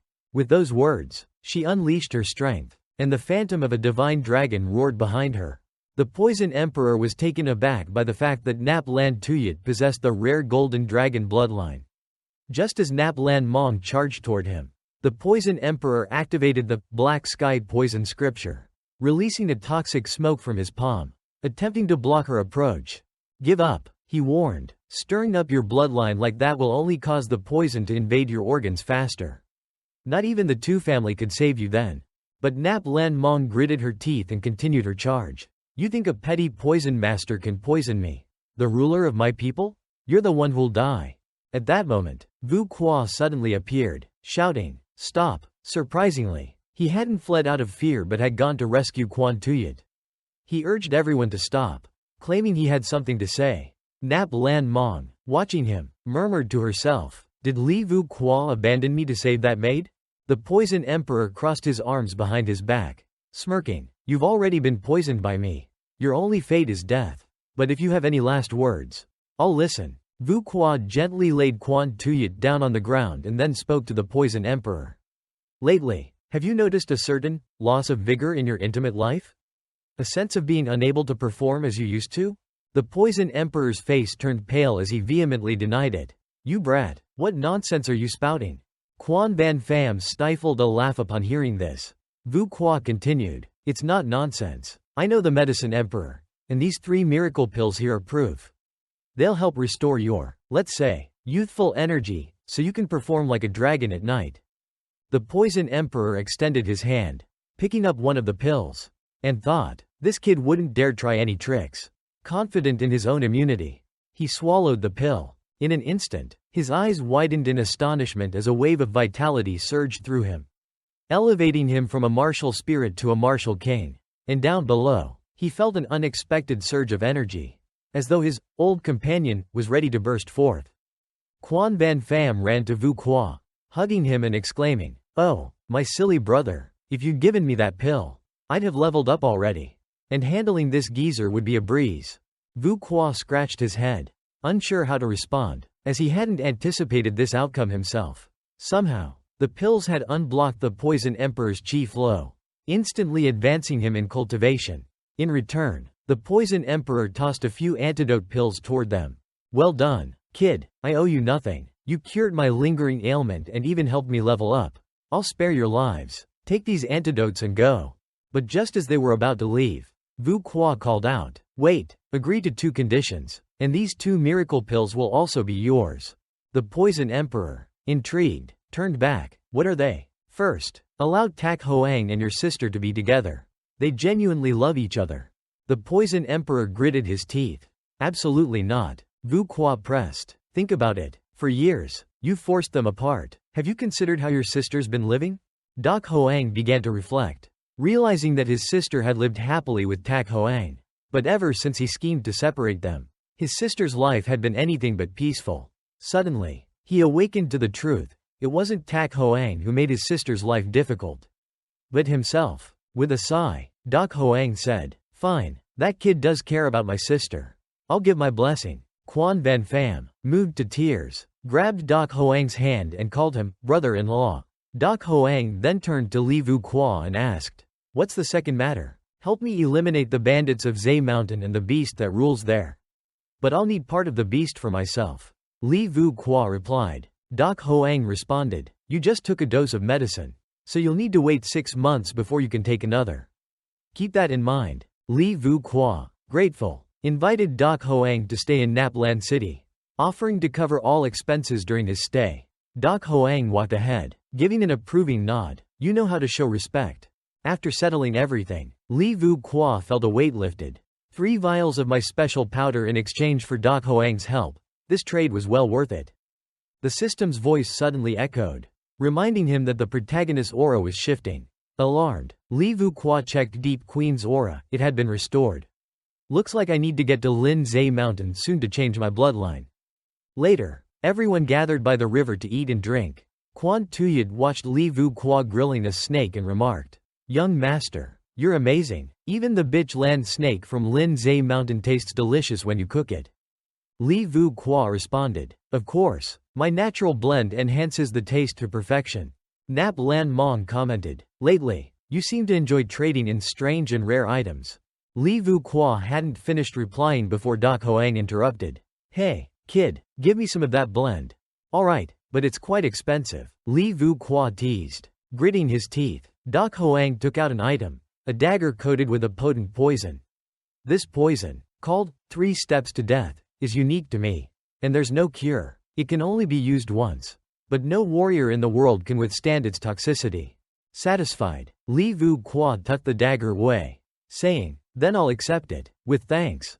Tak Hoang happily took the pouch of spices. At that moment, Li Vu Qua remembered something and handed a gift box to Nap Lan Mong. I got this especially for you. Take a look. Nap Lan Mong replied indifferently. I'm used to wielding weapons, not playing with trinkets. This is a rare perfume from the western regions. Li Vu Qua insisted. It took a lot of effort to get it. Open it and see. Nap Lan Mong opened the box. and a captivating fragrance filled the air, making her swoon slightly. Li Vu Qua grinned and said, "With this perfume, you'll finally have a bit of a feminine scent." Outraged, Nap Lan Mong shouted, "Who are you saying doesn't smell feminine?" Sensing danger, Li Vu Qua quickly made his escape. Just then, a shout came from afar. Catching their attention, they looked up to see a group of armed men gathering on the mountainside. Surrounding them, Le Kiet, the second in command of the Spirit Snake Mountain, wielding a spiked mace, led 500 men as they leapt down. "Brothers, the prince-in-law himself has come to our doorstep. All of you, kill him." Li Vu Qua narrowed his eyes, recognizing the chicken-combed-haired Le Kiet. Without a word, he unleashed his powerful, fiery Yang fist, sending the first wave of underlings flying with a single punch. Nolan Meng, watching from the side, widened her eyes in shock. She hadn't realized that Li Vu Qua had reached the level of a great martial master. Nearby, Quan Tuyat cheered him on. "Young master, go!" Nolan Meng grabbed her spear and charged forward, telling Quan Tuyat to stay put. Quan Tuyat called out, "Be careful, madam." "Oh, beautiful lady, are you seeking death on your own?" Suddenly, Le Kiet appeared at Nolan Meng's side. Swinging his mace, she felt a surge of alarm, realizing she was in danger. Just then, Li Vu Qua dashed forward, smashing his fist into Le Kiet's face. Le Kiet, stunned, looked at Li Vu Qua and questioned, "Are you really the prince-in-law?" "Li Vu Qua?" Li Vu Qua replied coldly. "If I were a fake, would you believe it? I'm your grandfather." Li Vu Qua. Nolan Meng, holding her wound, questioned, "Who tipped you off that we were coming here?" Le Kiet didn't respond but showed a sinister smile. Bending down as a concealed weapon shot out from behind him. It was too close for Nolan Meng to react, and the projectile hit her squarely in the chest. Le Kiet laughed maniacally. "I've killed the Lord of Nolan City. I've killed the Lord of Nolan City." Li Vu Qua hurriedly caught Nolan Meng, holding her in his arms. "Hang on, my wife. I'll get you to a doctor right away." Le Kiet continued his deranged laughter until a hand reached out from behind him. The Poison King, his face dark and brooding, grabbed Le Kiet's head, releasing toxic energy that seeped into him. After dispatching Le Kiet, the Poison King turned to Li Vu Qua and said, "If the enemy is prepared, we should split up. I can't use wide-range poison here." Li Vu Qua, carrying Nolan Meng, replied, "Quan Tuyat, go with the Bandit King. We'll meet at the Tong Spring." Suddenly, Deep Queen appeared, laughing, "None of you are getting away." Li Vu Qua looked at him warily, shocked that Deep Queen would show up at such a critical moment. He questioned, "Disciple of Junyuan sect, how could you ally with bandits to betray me?" Deep Queen sneered, "Bandits? I wouldn't lower myself to work with these thugs. You dare injure the Lord of Nolan City? Are you planning a rebellion?" Li Vu Qua knew he couldn't afford to offend the Junyuan sect now. Unsure what to do, Quan Yunfan stepped forward, shielding him and urging him to run. Deep Queen shouted, "Watch out, that's the Bandit King's hidden weapon specialty. Find cover." When the dust cleared, the three figures were nowhere to be seen. Deep Queen cursed under his breath. "Damn it, those scoundrels got away. Look, there's a blood trail here," one of his juniors pointed out. "Follow it." Not far away, Li Vu Qua, exhausted, carried Nolan Meng and kept running. Finally, he set her down by a rock. Panting, it seems Deep Queen couldn't keep up. "How are you, my wife?" Placing his hand on her forehead, he felt intense heat. It was clear the poison from the hidden weapon was still spreading. Li Vu Qua glanced around cautiously, his hand reaching toward Nap Lan Mong's chest to administer the antidote. At that moment, she began to wake up, her eyes opening to see him leaning close. For a second, she froze. Then, realizing what she thought he was up to, threw a punch that left him reeling. "I was helping to suck out the poison," he explained. "Applying medicine alone won't work." Nap Lan Mong, a little flustered, stammered, Then, be gentle." Li Vu Qua continued to extract the poison from her wound through the night. Later, as they rested, Nap Lan Mong remarked, "I didn't know you could set up a camp so well."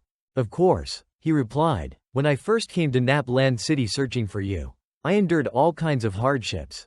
He draped a fur coat over her shoulders, and she looked down, moved. "Why didn't you ever mention this before?" "You never asked," he replied simply. "Now, get some sleep. I'll keep watch tonight." After a moment's hesitation, she murmured, "Actually, the one who's supposed to be engaged to you, it's not me." She paused, collecting her thoughts. "By the engagement between my father and yours. It's supposed to be my 8th sister who marries you. My mother, she was just a woman from a brothel." Li Vuqua was stunned. "Your father didn't want to marry off his beloved daughter. So he sent you to the northern borders instead. Do you resent me for deceiving you?" She turned to him, her eyes filled with a quiet hope. For a brief moment, he looked at her in surprise. And then he burst out laughing, clutching his stomach. Annoyed, she asked, "What's so funny?" "I'm laughing at you," he replied, grinning. "You think I'd trade a fierce tigress like you for a sickly princess? No way." He slung an arm over her shoulder and added, "When we return, let's make Nap Land City strong. To show those 3 princes just how wrong they were about you." Touched, Nap Land Mong blinked back tears, muttering, "Who kicked up all this dust? The wind is too strong tonight." Li Vuqua couldn't help but wonder. Asterisk in the original story. I never wrote anything about Nap Land Mong's background. This world really has come to life on its own. He gazed at her, thinking, she really is a foolish, kind-hearted girl. Suddenly, a rustling sound echoed in the distance. He quickly put out the fire and pulled her along to hide. Moments later, Deep Queen and her group arrived at the still warm ashes of their campfire. "They must be close," Deep Queen said, scanning the area. Li Vuqua, hiding in the bushes, watched them search. Thankfully, he had used a trail of blood to mislead them, hoping to lure them away. He clutched a blood pouch he'd bought from Madame Li, thinking, as long as Deep Queen is fooled by the blood trail, we should be safe. Just then, a dart flew towards him. Li Vuqua's face turned pale as he heard someone shout, "They're here." The group immediately gave chase, running as fast as he could. He cursed under his breath. "Idiots, if it weren't for your minions, you'd never have found me." Suddenly, his foot caught on a rock, sending him sprawling to the ground. "Shameless prince, let's see where you run now," Deep Queen called out, advancing. "You'll pay for all your crimes." With that, she began channeling her energy, preparing for the final confrontation. Swish! With a painful shriek, Li Vuqua was struck by the tam zich fa which pierced through his leg. At that moment, someone pointed towards the lake, exclaiming, "Brother Deep, this isn't good." Everyone else, without another word, picked up their pants and ran. Deep Queen's face turned pale as he looked back. Behind Li Vuqua was the mythical beast of Snake Mountain, the Dragon King Turtle. A gigantic turtle rose from the water, its mouth open, aiming towards Li Vuqua. Nap Lan Mong, startled, came to her senses, stood up, and looked around for Li Vuqua. She couldn't see him, but noticed a column of smoke rising nearby. There, Deep Queen and his group were roasting a pig and discussing Li Vuqua, confidently declaring that he must have been devoured by the Dragon King Turtle. Deep Queen was smug, proud of having rid the world of a menace. Beside him, Li Nok Duong remained silent. Nap Lan Mong, overhearing their conversation, suddenly jumped out and demanded an explanation. Deep Queen then recounted the whole story to her. Unbelieving, Nap Lan Mong grabbed her spear, ready to fight them to the death. Deep Queen quickly raised his sword to block her. Puzzled, "Why are you defending that villain?" At that moment, a hand intervened. Li Nok Duong stepped forward to mediate, advising Nap Lan Mong not to act rashly. Deep Queen, uninterested in arguing, left with his group, but as soon as Li Nok Duong declared with certainty that Li Vuqua was dead, Nap Lan Mong's hand began to tremble. She didn't believe it and insisted on searching for him, determined to see his body if he were truly dead. Li Nok Duong, also convinced of Li Vuqua's demise, didn't intervene. Meanwhile, on Li Vuqua's side, he was happily soaking in a hot spring. Overjoyed, he leapt to the shore, exclaiming, "Not only has my injury healed, but I've also directly advanced to a Grand Martial Master."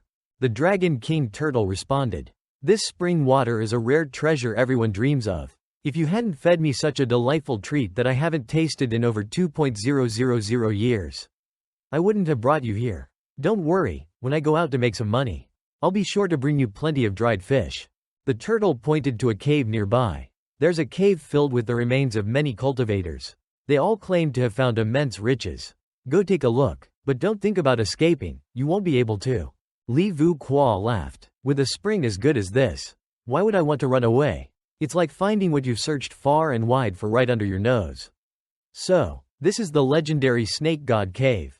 In the original story, this place was the grave of a powerful demon. Nearby should also be the relics of ancient monsters. How did the Bloodrobe sect's badge end up here? No matter. Let's see what treasures are hidden within. In the original story, Li Vu Qua entered and saw the remains of animal bones scattered around. Could it have been taken by someone else? He wondered. At that moment, the ground cracked beneath him. And without warning, he fell into a pit. Ouch! My backside, he exclaimed, standing up to survey his surroundings. There it is, the ancient great beast. The soul-devouring beast. Li Vu Qua climbed up, reaching for the red object on the creature's head. Finally, I can change my bloodline, the human-faced thorn. He thought with excitement. After escaping, Li Vu Qua said, Elder Turtle, I brought something good back for you. Could you guard me while I fuse this beast's essence? The Dragon King Turtle bellowed. Are you out of your mind? Fusing with a beast's essence will distort your bloodline. It's as good as inviting death. Li Vu Qua scratched his head. Yeah, I know, but I need to pit my soul against the beast's. It's risky, but I have no choice. That's why I'm asking for your help. Just guard me each month, and I'll bring you some delicious food. He patted a container of chilled oysters, making the Dragon King Turtle drool. It sighed. Fine, go to the snake spring.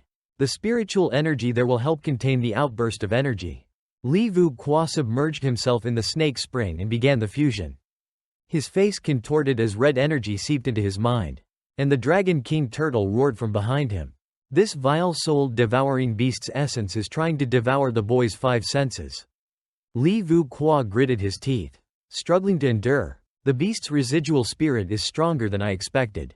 He thought, if it devours my innate bloodline instead, I'm done for. In his subconscious, a spider engaged in a fierce battle with the soul-devouring beast. Its webs shot out but missed, and the beast lunged, pinning it down and tearing off one of its legs. Immediately, blood trickled from Li Vu Qua's mouth. Not good, he thought. The Dragon King Turtle intervened, using its golden threads to bind the soul-devouring beast, allowing Li Vu Qua to quickly express his gratitude and launch his own attack. Bite it, he thought, lunging forward. Yes, the bloodline fusion was successful. Curious, Li Vu Qua asked. So, what is this bloodline exactly? The Dragon King Turtle gasped in shock. My goodness, this evil thing actually exists? It's the most sinister existence in legend. Even among demonic beasts, it's unheard of. This isn't a mere beast, it's the asterisk heavenly demon hand asterisk. With this new, VIP-like power, Li Vu Qua was ecstatic. The strength is overwhelming. I can feel my cultivation soaring directly to the late-stage martial god level. The Dragon King Turtle cautioned him. Kid, you must be careful. If this power ever goes out of control, it'll consume you, taking everything, even your rank. Yes, Elder Turtle, I understand. Just then, Li Vu Qua noticed 2 figures peeking outside the cave. Who's there? Show yourself, he yelled, summoning his new power. Quan Ban Pham and Quan Tuyat called from outside. Brother, it's us. Thank goodness. Young master, you're safe, Quan Tuyat said. Li Nok Duong said you were eaten by the Dragon King Turtle. She continued, but neither I nor brother Tak Hoang believed it. So we came to the mountains to find you. It's been 7 days. Young master, why didn't you return? The lady has locked herself in her room, refusing to come out. 7 days? Li Vu Qua looked darkly at the Dragon King Turtle. Still munching, the Dragon King Turtle said, Don't look at me, you really were sitting in the snake spring for 7 days. Quan Van Pham clenched his teeth in anger. That despicable Li Nok Duong. He's been pestering our sister-in-law every day when you're not around. Elder brother, I think he's plotting something against her and hoping you'll come to harm. Li Vu Qua's expression turned cold. Li Nok Duong has tried to harm me too many times. I can't let him stay any longer. Van Pham, how's the evidence collection by Miss Lin Lung going? Miss Lin Lung has collected 10% of the evidence, and she's already gathered a list of those colluding with Li Nok Duong. A few days ago, she urged us to act quickly. Alright, you all go back first.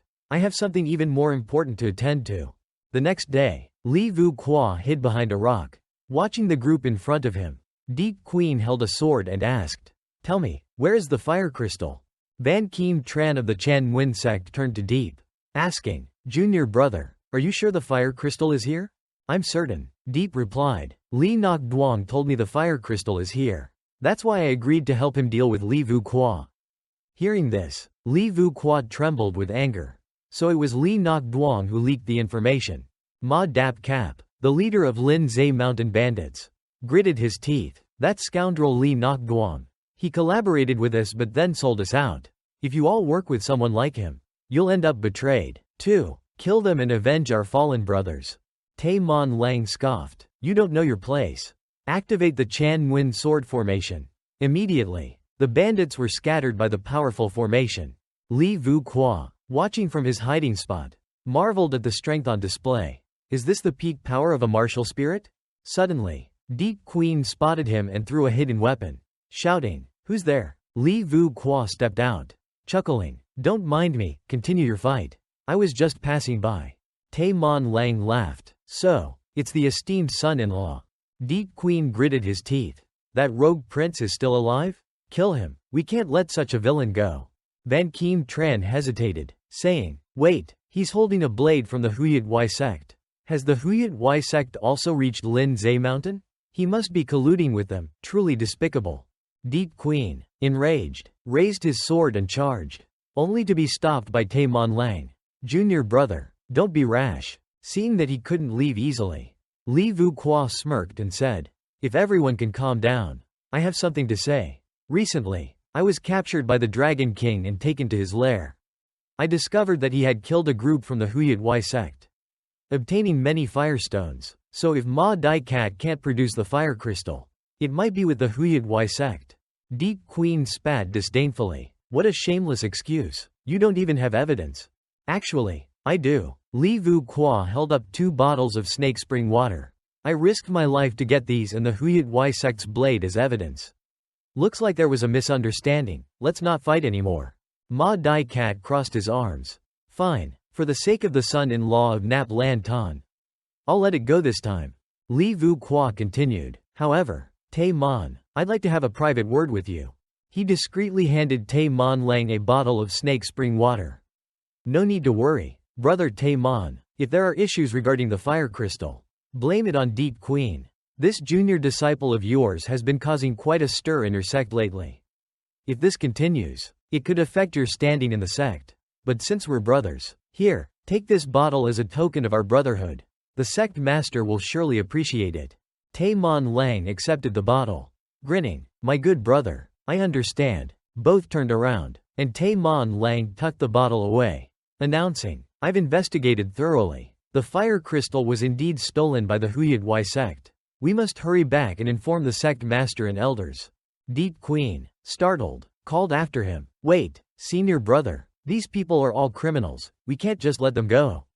Tai Mon Lang criticized, Junior brother Deep, our mission this time is to obtain the fire essence, not to be distracted by these people.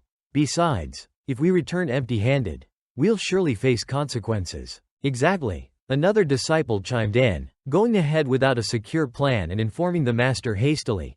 This has led us to risk our lives for nothing. If Deep Queen succeeds in obtaining the fire essence, all the credit will go to him, and he won't care about us. The other junior brothers' veiled criticisms made Deep Queen grit his teeth in frustration. But he had no argument to counter them.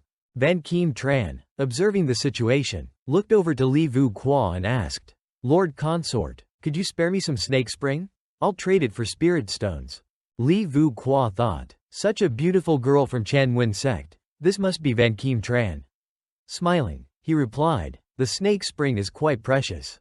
If you want it, it will be 1.000 spirit stones for a single bottle. He leaned in closer, causing Van Kim Tran to blush slightly and look away without replying. Li Vu Qua asked again, well, Miss Kim Tran, what do you think? Annoyed, she turned away, refusing to answer. Tai Mon Lang clasped his hands and said with a smile, thank you, Lord Consort, for providing such precise information. We'll take our leave now. Safe travels, Li Vu Qua replied as they left, while Van Kim Tran stole a glance back, puzzled as to how he knew her name. After they had departed, Ma Dap Cap bowed respectfully and thanked Li Vu Qua. Thank you, Lord Consort, for speaking up on our behalf earlier. No need for thanks, Li Vu Qua replied. Do you really not know why I'm here? Ma Dap Cap clenched his teeth. then fell to his knees. Lord Consort, in recent years, we've been forced to rob the people under Li Nokduang's orders. We didn't act willingly. We risk our lives for him. Yet he conspires to have us killed. Please, help us seek justice. Li Vu Qua patted him on the shoulder. Stand up, come with me, and point out the mastermind behind this. Yes, thank you, Lord Consort, Ma Dap Cap replied gratefully. Li Vu Qua muttered under his breath. This time, it's my turn to play the game. Meanwhile, up on the city wall, Nap Lan Mong stood in a daze. Why do I have the feeling that Chan Nguyen sect has made a move against Li Vu Qua? Li Nok Duong approached her and asked, about the marriage, have you given it any more thought? If you don't trust me, we should marry quickly. That way, we can summon the Chan Nguyen sect to clarify things. Nap Lan Mong snapped. Please, don't bring it up anymore. I'll never agree to marry you. Suddenly, Li Nok Duong grabbed her hand and said, I'm only trying to help you get justice for Li Vu Qua.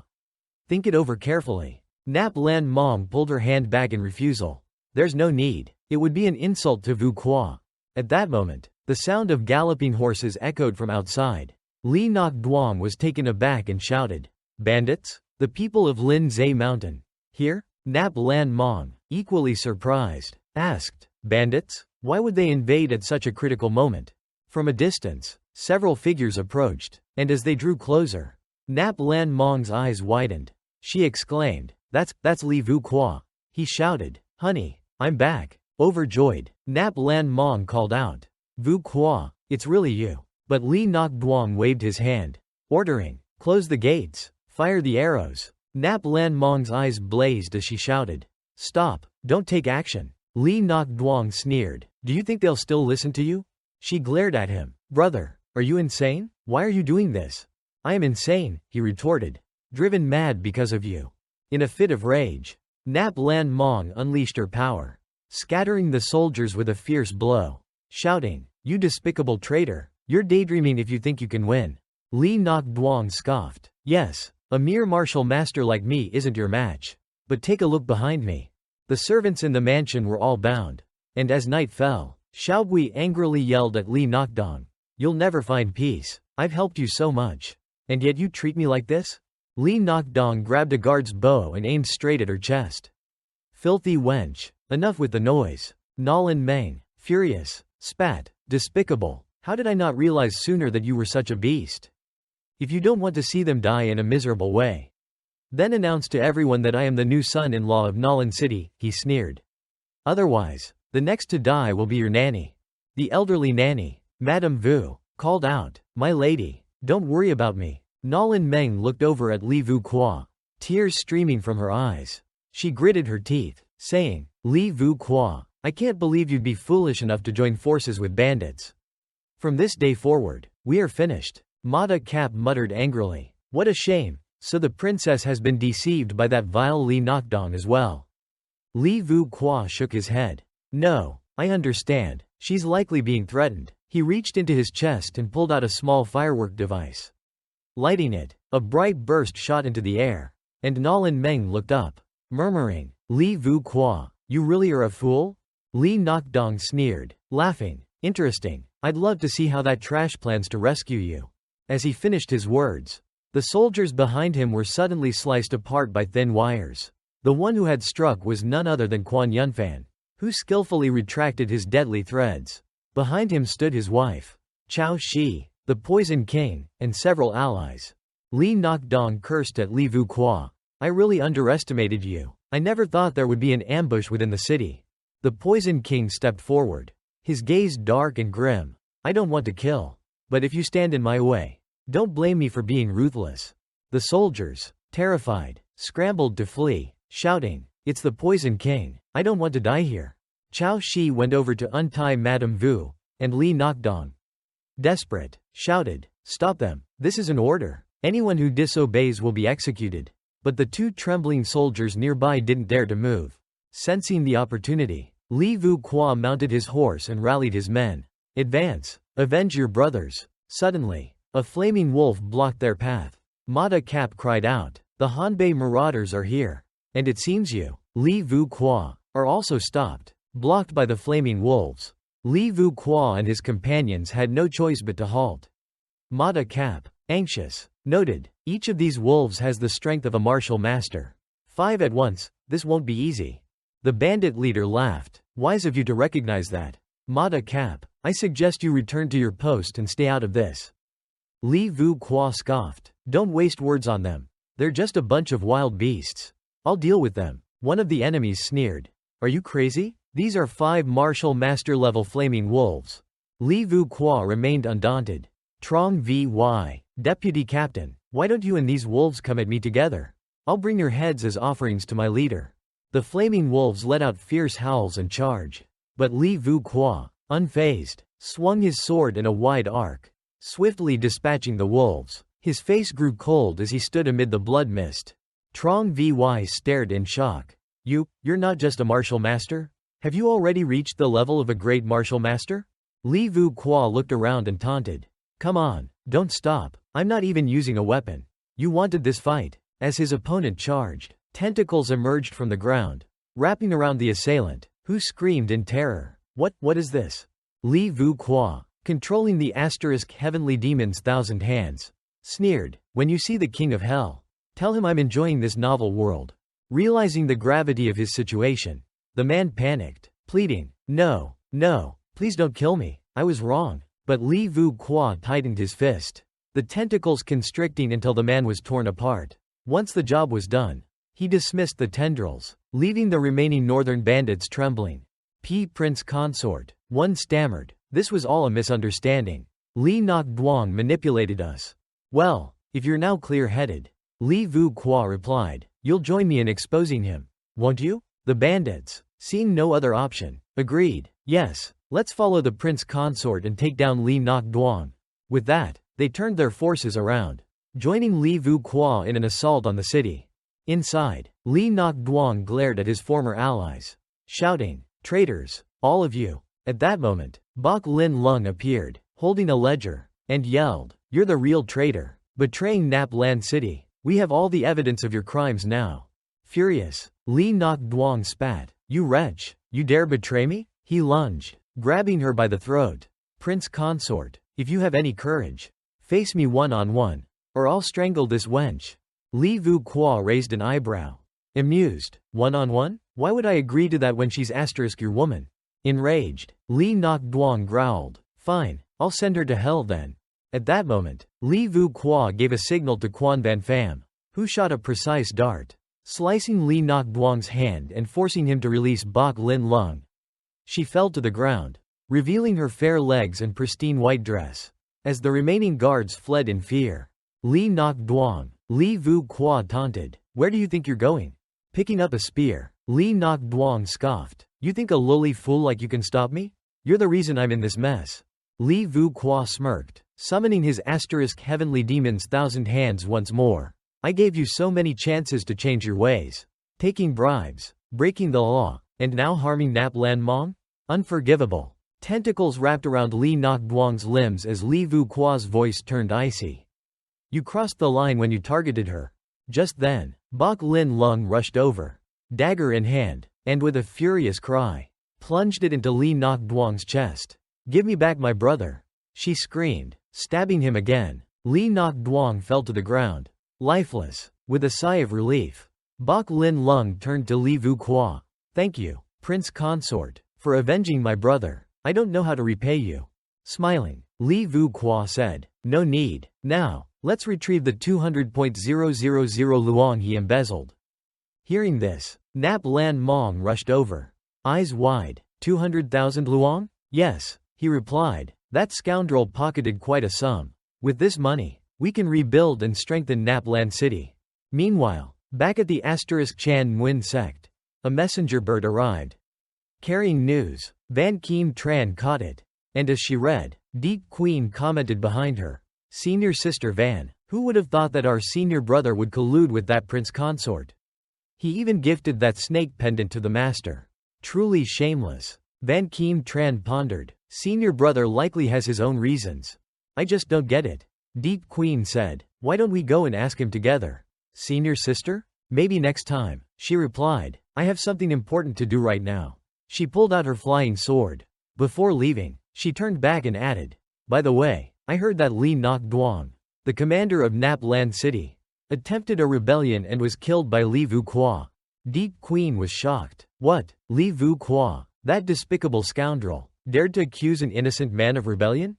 Later that night, a shadow landed on the roof of Li Vuqua's residence. Without opening his eyes, Li Vuqua said, "No need to hide. Come out." A figure appeared by the door, saying, "Impressive, Prince Consort. You detected my presence. I hope you've been well since our last parting.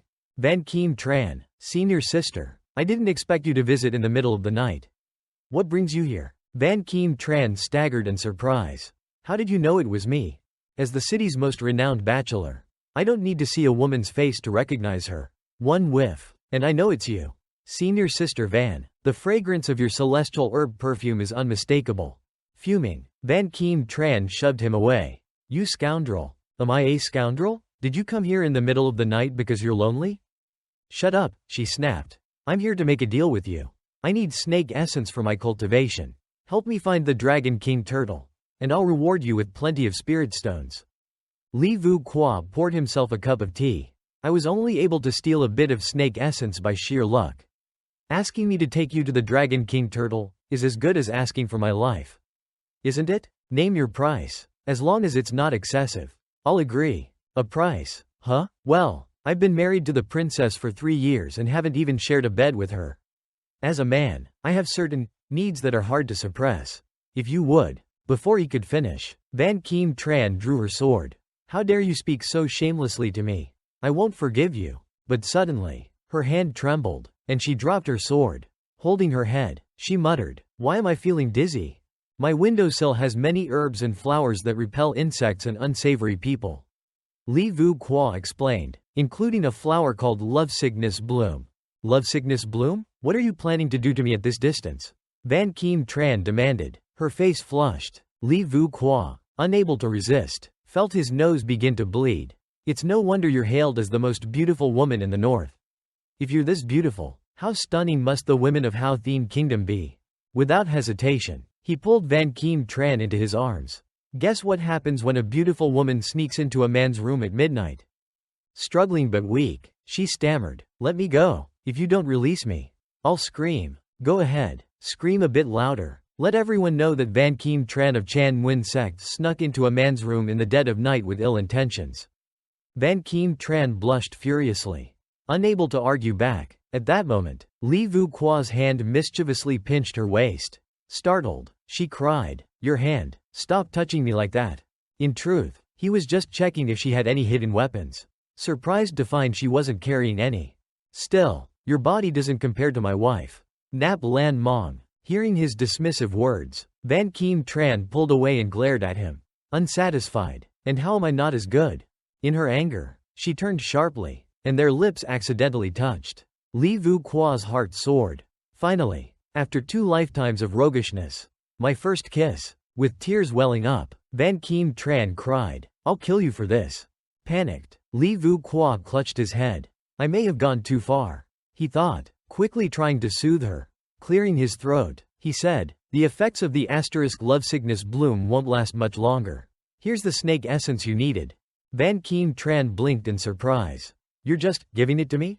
What's the catch? I've heard that in 2 weeks, the 3 great sects of the north are heading to the Black Forest for a disciple training session. I need you to help me gain entry into Chan Nguyen sect." He added, "Also, I know you need the snake essence because your yin cold body prevents you from reaching the level of martial spirit. I can actually heal that condition and help you advance to martial spirit." Van Kim Tran's eyes widened. "Really? I agree to the deal." "Then, remove all your clothes and lie down here," he instructed. "I need to channel the fire star energy and the snake essence into you." Van Kim Tran blushed, placing her hand over her chest. "Undress? Then turn around," she said, "and make sure not to tell anyone about this." "Of course not," Li Vuqua replied with a smirk. "I don't go around tarnishing people's reputations. But if you end up unable to marry and come crying, begging me to take you in, then wouldn't that be a huge loss for me?" After hearing him mock her multiple times, Van Kim Tran asked, "Am I really that ugly?" "I swear, you're ugly to the point of death," Li Vuqua teased. "Ugly? Where exactly?" she demanded. "If you don't explain, I'll cling to you forever, making sure you never have peace." Li Vu Qua muttered internally. Oh heavens, please don't let this be a serious vow. Pouring the healing spring water onto his hands, he asked, Are you ready? With her upper body bare, Van Kim Tran whispered, Be gentle, I'm afraid of the pain. Li Vu Qua rubbed her smooth back, thinking, She may be ugly, but her body is something else. Despite his words, his heart raced as he noted how soft her skin was. He had to hold back, remembering that she held a key to joining Chan Nguyen sect.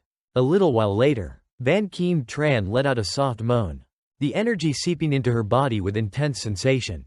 Hold it in, Li Vu Qua whispered. I don't want anyone else overhearing this. Van Kim Tran rolled her eyes. Preserving my purity? I think it's your purity at risk.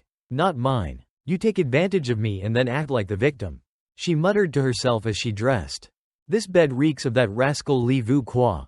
After the treatment, Van Kim Tran slowly put her clothes back on, while Li Vu Qua, crying exaggeratedly, lamented, My entire bottle of snake spring water is gone. That was worth 100.000 silver taels.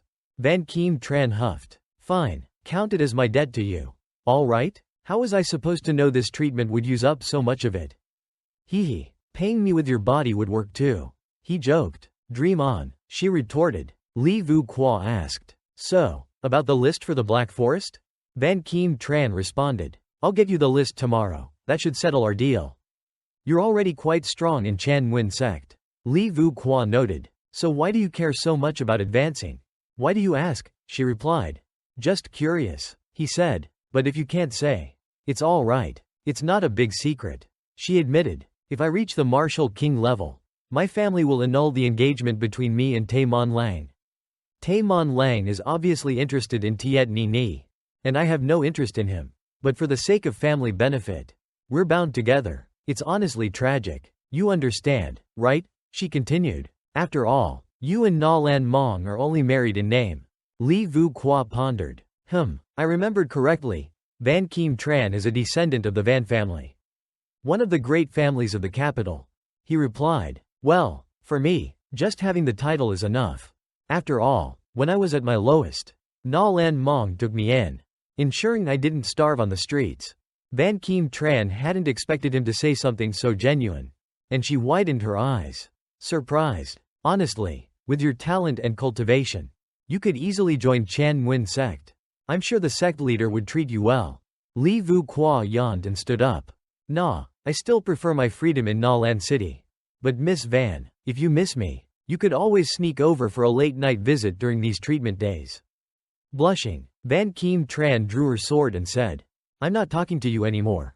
She left quickly. I'd better go before my sect mates find out I didn't return to the dorms. Watching her leave, Li Vu Qua murmured, with the list from Chan Nguyen sect sorted, I should also start thinking about how to revive Na Lan City. The next morning, Li Vu Qua gathered everyone in the square. Nu leader of the water bandits from the northern part of the city, who'd recently been well treated, eagerly praised him. Wow, son-in-law, you're such a powerful fighter. From now on, whatever you command, we'll do. Quan Tuyat huffed. Stop calling him son-in-law. He's now an officer. Yes. Nu agreed quickly. Officer it is. From now on, we're all members of Na Lan City. Since you're now part of Na Lan City, Li Vu Qua announced, you'll work for Na Lan City. Nu I'm giving you a month and 30.000 taels to transform your water bandit camp into a port. This port will become a trade route for merchants. You get a 30% share. Na Lan City takes 70%. Drooling at the thought of the profits, Nu agreed enthusiastically. Understood, sir. I'll do as you say. Turning to Tran Lao, Li Vu Qua continued. Your cavalry unit will now be under Na Lan City's management. From now on, you'll be captain of the city's cavalry guard. This job will be lucrative. Here's an additional 30.000 taels for you. Bring your family to Na Lan City and stop wandering. Tran Ma Kan cried out loudly. Finally, I don't have to wander anymore. Thank you, big brother. My life will always be yours. Ma Dai Hop replied. Your mission is the most important. You must repair the city walls and gates. This is called cement. Mix it with sand, and it can build walls as sturdy as any fortress. Understood. I'll make sure to reinforce the walls of Nap Lan Ton to make them unbreakable. Ma Dai Hop answered with determination. Nap Lan Mong praised him. Your skill in handling people truly deserves admiration. Li Vu Qua smiled. It's about treating people with empathy. After all, if people weren't hungry, who would choose to become a bandit? Oh, by the way, the poison emperor left, but he left you a parting gift. She added. A parting gift? I wonder what it is. Li Vu Qua mused. With everyone set on rebuilding Nap Lan Tan, the crowd chanted, "Rebuild Nap Lan Tan, rebuild Nap Lan Tan." Quan Ban Pham stepped forward with his wife and said, "My wife and I will properly train the city guards." "All right then, I'll leave it to you." Li Vu Qua replied with a smile. Li Vu Qua opened the box left by the poison emperor and found a fire crystal. Why would he leave me this? He then read the note inside and discovered that a fire crystal mine was located near the village of Kai Thak Tu Li. I'll go check it out. Nap Lan Mong nodded. All right, I'll go with you. Quan Tuyat, standing nearby, also insisted on going along. But Li Vu Qua refused, not wanting her to face any danger. You stay here and wait for us. At the mine, Li Vu Qua asked, if the resources are here, why did you want to mine at Lin Zhe Sun? Nap Lan Mong pointed to scorch marks and explained, this place was once visited by a beast covered in flames. It killed many people. No one dared to come here since. These are the burn marks it left. Li Vu Qua stretched his limbs and said, it seems what we're looking for is here. He used a powerful strike to break the rock layer in front of them. Nap Lan Mong, curious, asked, a martial strike can be used like this? There are many creative uses for martial arts. Li Vu Qua replied, like using fire techniques for cooking or water techniques for irrigation. As they ventured deeper, they found a pile of bones. Look at these claw marks. They must be from that beast. Moving further in, Li Vu Qua's eyes lit up. A flame beast. It has probably ingested fire crystals for so long that it may contain red crystals. Just a fist-sized red crystal would be enough to buy all of Nap Lan Tan. But then, they were detected. Li Vu Qua immediately picked up Nap Lan Mong and ran. The noise must have woken it up. He thought. Once they were safe, Nap Lan Mong, blushing, asked, could you put me down now? If you don't like it, I won't carry you anymore. Vu Qua replied and unceremoniously let her drop to the ground. He took out his blood sword and said, while it's still asleep, I'll kill it and take the red crystal. You hide well. He crept toward the flame beast, aiming to strike, but just as he was about to, the beast opened its eyes. Vu Qua turned pale, thinking, this is bad. Nap Lan Mong quickly drew her spear to assist, but the flame beast retaliated, sending her flying. Vu Qua shouted, my wife, and leapt over the lava to catch her. Using all his strength, he raced toward her, knowing that if she fell into the lava, she'd be severely injured, if not worse. Luckily, he reached her just in time. Nap Lan Mong anxiously warned him, that flame beast is protected by scales as hard as steel. You have to escape. I'll cover you. Vu Qua gently set her down and winked, saying, no need, just watch me handle it. Nap Lan Mong worriedly tried to call him back, but it was too late. All right, A Li Ma Ma, time to show your power. Opening the system, he quickly bought ice packs and threw them at the flame beast. The ice only managed to freeze a few parts of it, barely slowing it down, as it continued to charge at him. Vu Qua cried, this is literally burning money. But he kept buying and hurling ice packs at the flame beast. Just as he was about to run out of money, one of the ice packs hit the beast's face, momentarily disorienting it. Seeing an opening, he grabbed an enormous ice pack. Laughing, take a 100-pack ice combo. Fall under the power of wealth. Finally, with a thunderous crash, the flame beast was completely frozen, now encased as a statue of ice. Li Vu Qua's face was cold. A mere lizard dares to harm my wife? You're dead. After defeating the fiery beast, Nap Lan Mong rushed over. Her spear, piercing something along the way, began to glow red. Li Vu Qua picked it up and observed. It seems your spear absorbed a red star gem, upgrading it in the process. Now it's of red star quality. Keep it safe, my dear. Nap Lan Mong, however, was more focused on Li Vu Qua than on her spear. I can't believe you actually killed the fiery beast. Li Vu Qua ignored her awe, hugging the fire gems with excitement. With so many fire gems, we're going to be rich. But we can't let news of this mine spread. We'll need to mine it slowly to avoid drawing attention. Too bad Nap Lan City can't revive itself with just fire gems alone. Don't worry, my love, Li Vu Qua reassured her. Our city is well connected and ideal for large-scale trade. Look here. This is a type of perfume I invented a few days ago. I had old Thaj bring it to the capital to sell. The noble ladies are competing to buy it. Once we master the techniques for making glass and producing this perfume, people from all over will flock to Naplan City. Naplan Mong sniffed the perfume bottle, enchanted by the fragrance. It smells amazing. Our city, could it truly one day trade with the entire world? Of course, Li Vu Qua promised as he sealed the cave. I guarantee it, my dear. Oh, and I forgot to tell you. This perfume is called Naplan Scent, named after our city. Naplan Mong held the bottle thoughtfully, murmuring to herself, why do I feel that this name holds an even deeper meaning? That night in his study, Li Vu Qua checked his system and noticed that Deep Queen's aura had returned to 95%. Surprised, he wondered what had caused it. The screen displayed two options, Aura Marketplace and Regular Marketplace. Curiously, he clicked on the Aura Marketplace, and a list of items appeared. Asterisk Villain's Aura, 20%, asterisk. Intermediate Luck Function. Increases chance of finding hidden items. Raises timing by 20%. Early Stage Villain Affinity, plus 20%. Early Stage Hero Affinity, minus 20%. Reset Treaty. Reverts surrounding events and time to 15 minutes prior. Cost, 50% Aura. Spirit Beast Pact. Gain a Spirit Beast with 100% loyalty. Cost, 3% Aura. Transformation Pill. Completely alters your appearance. Cost, 1% Aura. No wonder dealing with those three bandits was so easy, asterisk he thought. Villain's aura can bring all sorts of benefits. But this aura wasn't easy to acquire. So he decided to reserve it for now. Just then, the door opened, and Van Keem Tran entered. I didn't expect you to be so wealthy and possess so many rare fire gems. Didn't you buy them to cure someone's cold body syndrome? Of course, Li Vu Qua replied, stepping closer to her. Didn't I buy these fire gems specifically for you? Isn't it touching? Are you serious? Van Keem Tran asked in surprise. Of course, but there's no more Snake Spring left. So you'll have to accompany me to Lin Zhe Mountain tonight. Tonight? She asked, astonished. Yes, with the full moon tonight. The Snake Springs effects will be strongest. Let's not waste any time. Wait, you're not planning on riding a horse to Lin Zhe Mountain, are you? Of course I am. Why not? Sighing, she replied. Fine, just point me in the right direction. I'll take you by sword flight.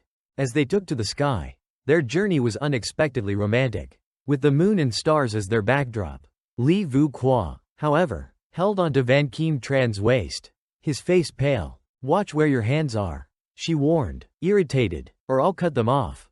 Sorry, it's just that, he stammered, loosening his grip slightly. Suddenly, his foot slipped, and he panicked, flailing his arms, grabbing desperately for support. He accidentally placed his hands somewhere they shouldn't be, clutching her chest. Oh no, I almost fell. Van Keem Tran, furious, gave him a hard kick. You pervert, Li Vu Qua yelled. Help, help, grinding her teeth in anger. Van Keem Tran ultimately caught him, holding him as they continued to soar through the night sky. Gasping, he managed to say, quote, "Io, my dear lady, you really know how to joke. You nearly scared me to death." Quickly, the two arrived at Snake Spring, where the Dragon King sneered. So, you finally arrived, brat. Van Keem Tran gasped. The Dragon King, but what followed left her stunned. Hee, don't be in such a rush. Li Vu Qua smirked, pulling out 3 barrels of premium goods. I brought some fine treats for you this time. Seems you know how to show respect, the Dragon King remarked, before both of them sank into the Snake Spring. Using gold needles and fire essence, Li Vu Qua began treating Van Keem Tran. She sat in her undergarments, her soft curves revealed, causing Li Vu Qua's face to flush red. Van Keem Tran, embarrassed, asked, will this really change my constitution? As he focused on acupuncture, Li Vu Qua replied, directly absorbing a large amount of fire essence would be extremely dangerous for you. But with the spiritual energy of Snake Spring and these gold needles, it should work. Now, calm your mind and circulate your energy. Trying to focus, Van Keem Tran couldn't help but wonder if she was truly unattractive. As Li Vu Qua seemed surprisingly indifferent. What she didn't know was that Li Vu Qua's face was burning bright red behind her. Fighting to stay composed as he concentrated on the treatment. After a while, Van Kim Tran smiled. My cold constitution is gone. I've successfully reached the early stage of martial spirit. She turned to Li Vu Qua with gratitude. Thank you for bringing me to Snake Spring and sharing so much fire essence. Li Vu Qua, in a meditative posture, murmured, Indeed, this spring's effects are remarkable. I've reached mid-level Great Martial Master. She handed him a white jade bracelet, saying, This is from my Van family. Inside is the token of qualification you needed, along with 100 primary spirit stones. Li Vu Qua gasped. This bracelet alone is worth at least 100,000 taels. Is this your dowry? Van Kim Tran huffed. How could my dowry be just this? And who said I'd marry you? Just then, Deep Queen, standing at the doorway, exclaimed, You shameless pair, what are you two doing? His hand trembled as he pointed at them, imagining the scene of intimacy between the two. And fuming, I've loved senior sister Van for years, believing her pure and virtuous. Only to see her with this scoundrel Li Vu Qua. I'll kill you too. Van Kim Tran gritted her teeth and slapped Deep Queen. Leaving him dazed, she rebuked him. Junior brother Deep, watch your mouth. I'm still your senior sister. Li Vu Qua crouched before him, chuckling. Young Master Deep, did you lose your senses? I risked everything to bring your senior sister here for training, and she's now progressed to martial spirit. You should be thanking me.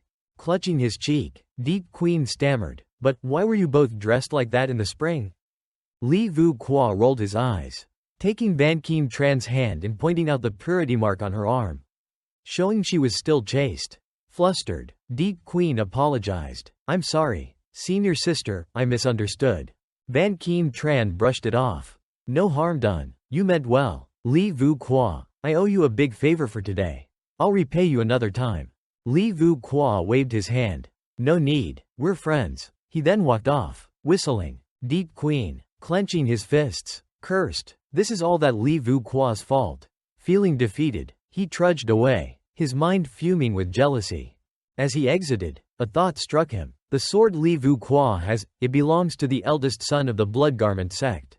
Whether or not he killed him, Li Vu Qua, you're done for. The next day, at Blood Garment sect in Blood Pride City, a message echoed through the halls. A disciple of the Junyuan sect. Deep Queen, seeks an audience, bringing the remains of your son. The Blood Garment sect master, Tai Zhenshang, spoke gravely. My son has been missing for 15 years. How can you prove this corpse is his? The eldest lady of Blood Garment sect, Tai Nini, who was also Zimin Lang's beloved, pointed angrily. How dare you claim my brother is dead? You'll pay dearly for this. Tiet Tran Hung's eyes blazed with fury as he bellowed. Is it true that a lowly live-in son-in-law of Naplan City dared to kill my son and sever the Tiet family's bloodline?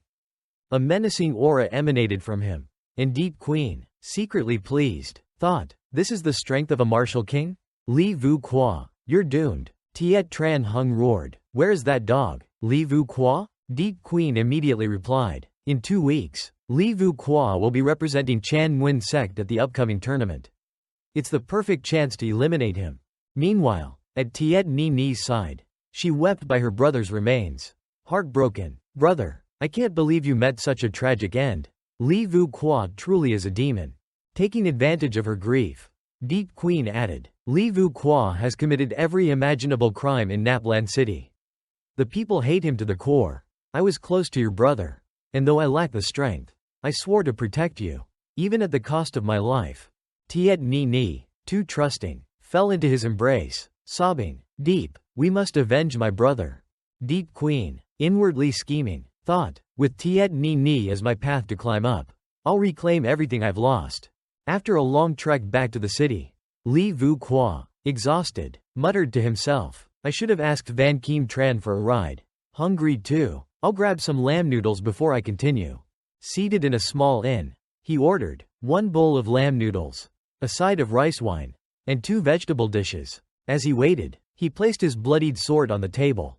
Noticing 2 suspicious men eyeing him, sensing something off, he approached the counter. Actually, wrap up some meat buns for me. I need to go. As soon as he bit into a bun, a metallic taste hit him. Opening it, he found 2 severed human fingers hidden inside. His expression changed instantly. At that moment, the men drew their weapons. Surrounding him, Li Vu Qua unsheathed his blade, demanding, Who are you? One of them sneered. No need to play dumb. Today is your end. Recognizing their techniques, Li Vu Qua realized they were from the Blood Robe sect. He attempted diplomacy. So, you're from Blood Robe sect. Perhaps there's been a misunderstanding? A man with a commanding presence, Ku Thien Sun, spoke up. Misunderstanding? You murdered our young master and stole his precious saber. Your death is inevitable. Li Vu Qua's expression darkened. Known Ku Thien Sun was a martial spirit, an equal match for Tai Mon Lang. He replied, I have no idea who this young master is. Liar, Ku Thien Sun bellowed. The saber in your hand belongs to him. Your crime of murder and theft is unforgivable. Without further warning, Ku Thien Sun and his men attacked. Li Vu Qua retreated instinctively but was caught off guard as the innkeeper swung a blade. Slashing his back, clenching his teeth in pain, Li Vu Qua shouted, attacking me without understanding the truth. This is too much.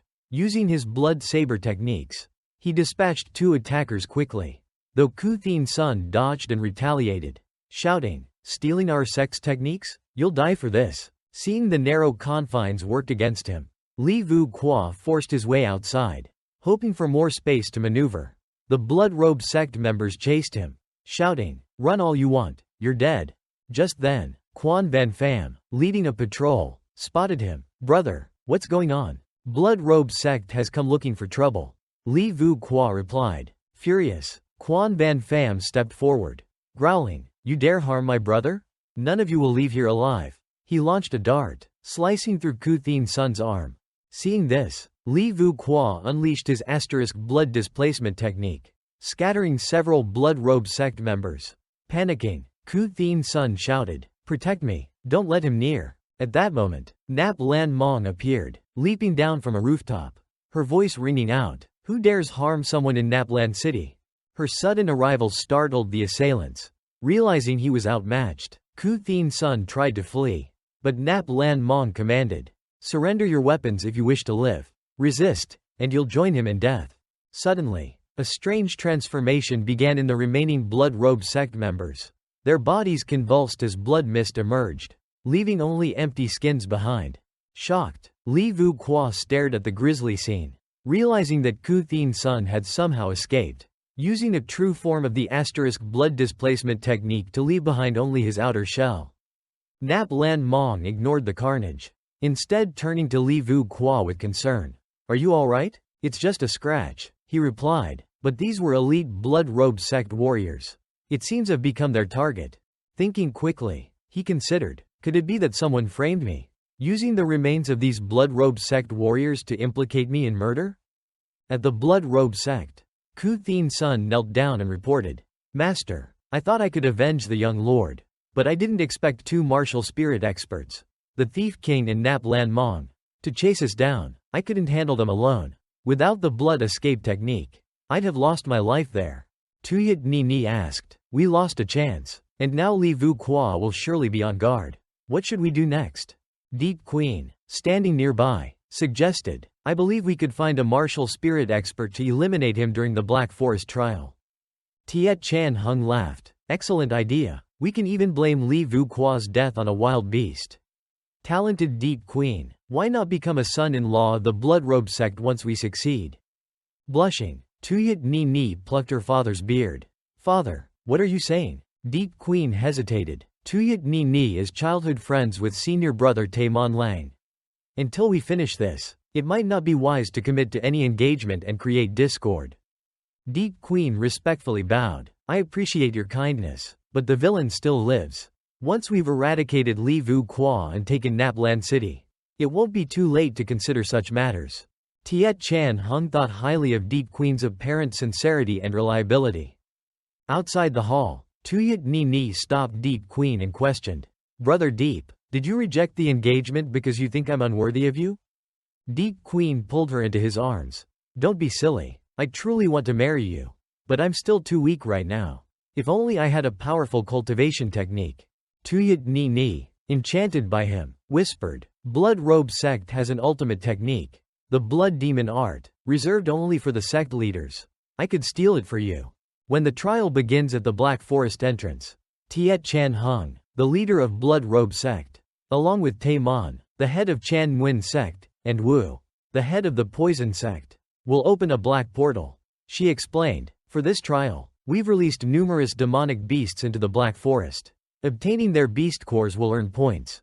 Each sect has dispatched 40 disciples, and the one with the highest score will receive a reward. The disciples were instructed to engage without causing fatal injuries. After the black portal fully opened, the trial would begin. Listening to their elders' advice, the disciples respectfully bowed and affirmed their obedience. Li Vu Qua stood among them, feeling out of place under the scrutinizing gazes. Van Kim Tran didn't even give me a proper uniform, he thought, feeling conspicuous. Tay Mon Lang approached him. Prince Consort, since you're our guest, it would be safer for you to go with me. Li Vu Qua declined politely. Thank you, senior brother Tay Mon, but I can go alone. I don't want to be a burden to Chan Nguyen sect.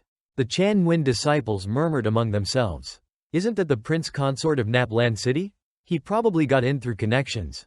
Especially with Tay Mon looking out for him. He probably knows nothing. Deep Queen approached and mocked. The beasts in the Black Forest are ferocious. Especially those in the center. Going there alone, you'll just be a snack for them. Li Vu Qua responded with a polite bow. Thank you for the advice, Brother Deep. Internally, however, he scoffed. Did he really think I came to the Black Forest just for some spirit stones?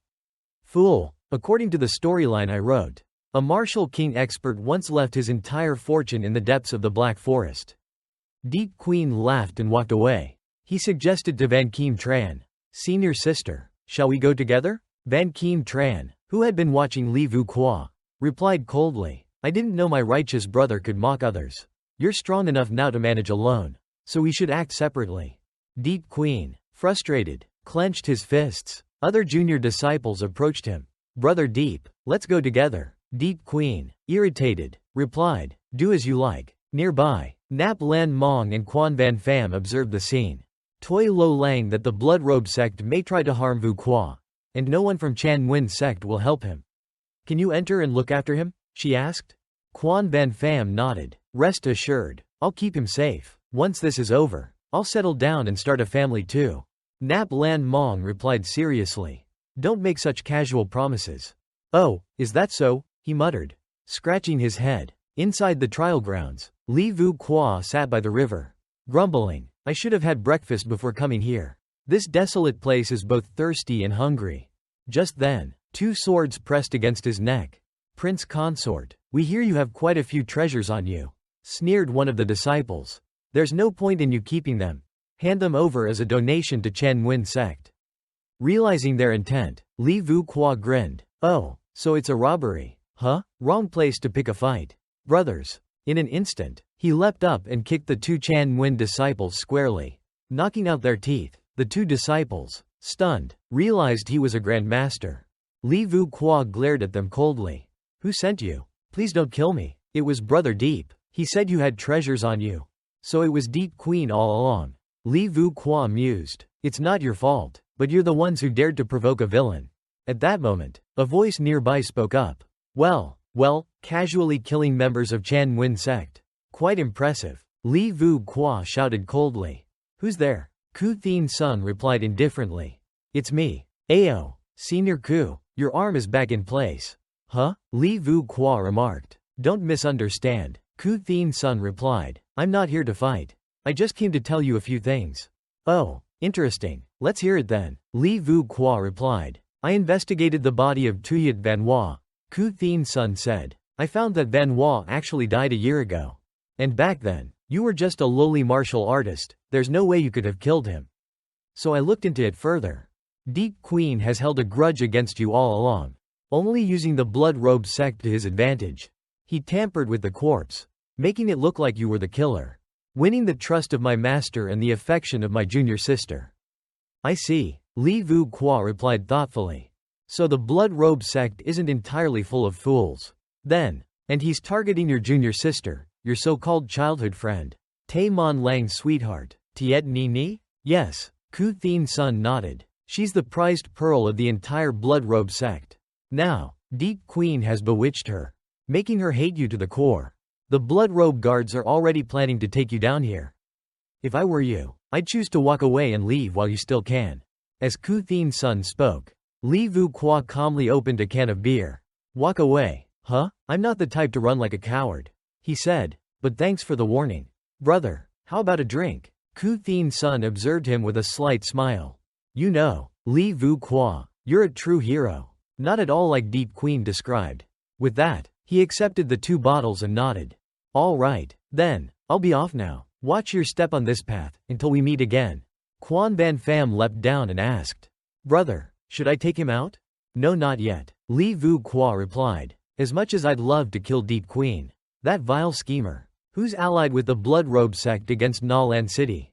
We'll play it smarter. Ku Thien's son knows the truth and has a thing for Tiet Ni Ni. The enemy of my enemy is my friend. Right? Brother, you're brilliant, Quan Van Pham admired. Oh, by the way, I just saw Van Kim Tran fighting to protect her junior sisters. She's surrounded by a pack of wolves. Hearing this, Li Vu Qua looked startled and said, Let's go, we had to help her. On Van Kim Tran's side, she was standing protectively in front of her 2 junior sisters. Sister Van, we're scared, they cried. Don't be afraid, I'll lure the wolves away. Take the chance to run. She reassured them. But what about you, Sister Van? Don't worry about me, she replied. Go back to the sect and get help. Saying this, she released 2 arcs of sword energy toward the wolves. Now's the time. Go, she shouted, urging her junior sisters to flee. However, the wolves were closing in fast. It looks like I'll have to use my shameful bloodline, she thought reluctantly. Her mind flashed back to her childhood, where she had endured many harsh comments from her clan members. Look, it's the second young lady of the Van family, the twin of the eldest daughter. They'd sneer, but her bloodline is just a yellow feathered chicken, while her sister has the pure azure sky crane bloodline. Feeling desperate, Van Kim Tran activated her yellow feathered chicken bloodline, summoning a small, feathered bird to fend off the Wolf King. After finally defeating the wolves, she was exhausted and gasping for breath. But then, 2 more wolves appeared. Damn it, now there are 2 Wolf Kings, she thought, feeling hopeless. Just then, a voice called out, How foolish. It was Li Vu Qua, who released a flock of chickens to distract the wolves. Van Kim Tran stared at him in astonishment. It's him. After a moment of surprise, she curiously asked, Why did you bring a whole basket of chickens? These hens cost me 500 taels. He grinned. He grabbed her by the waist and pulled her close. Silly girl, what are you waiting for? Run. You came to save me? She asked, looking up at him. Just as he was about to respond, he tripped on a branch, and they both tumbled to the ground, with him landing on top of her. Their lips brushed, making her blush deeply. She whispered, You. Before she could continue, Li Vu Qua raised a hand.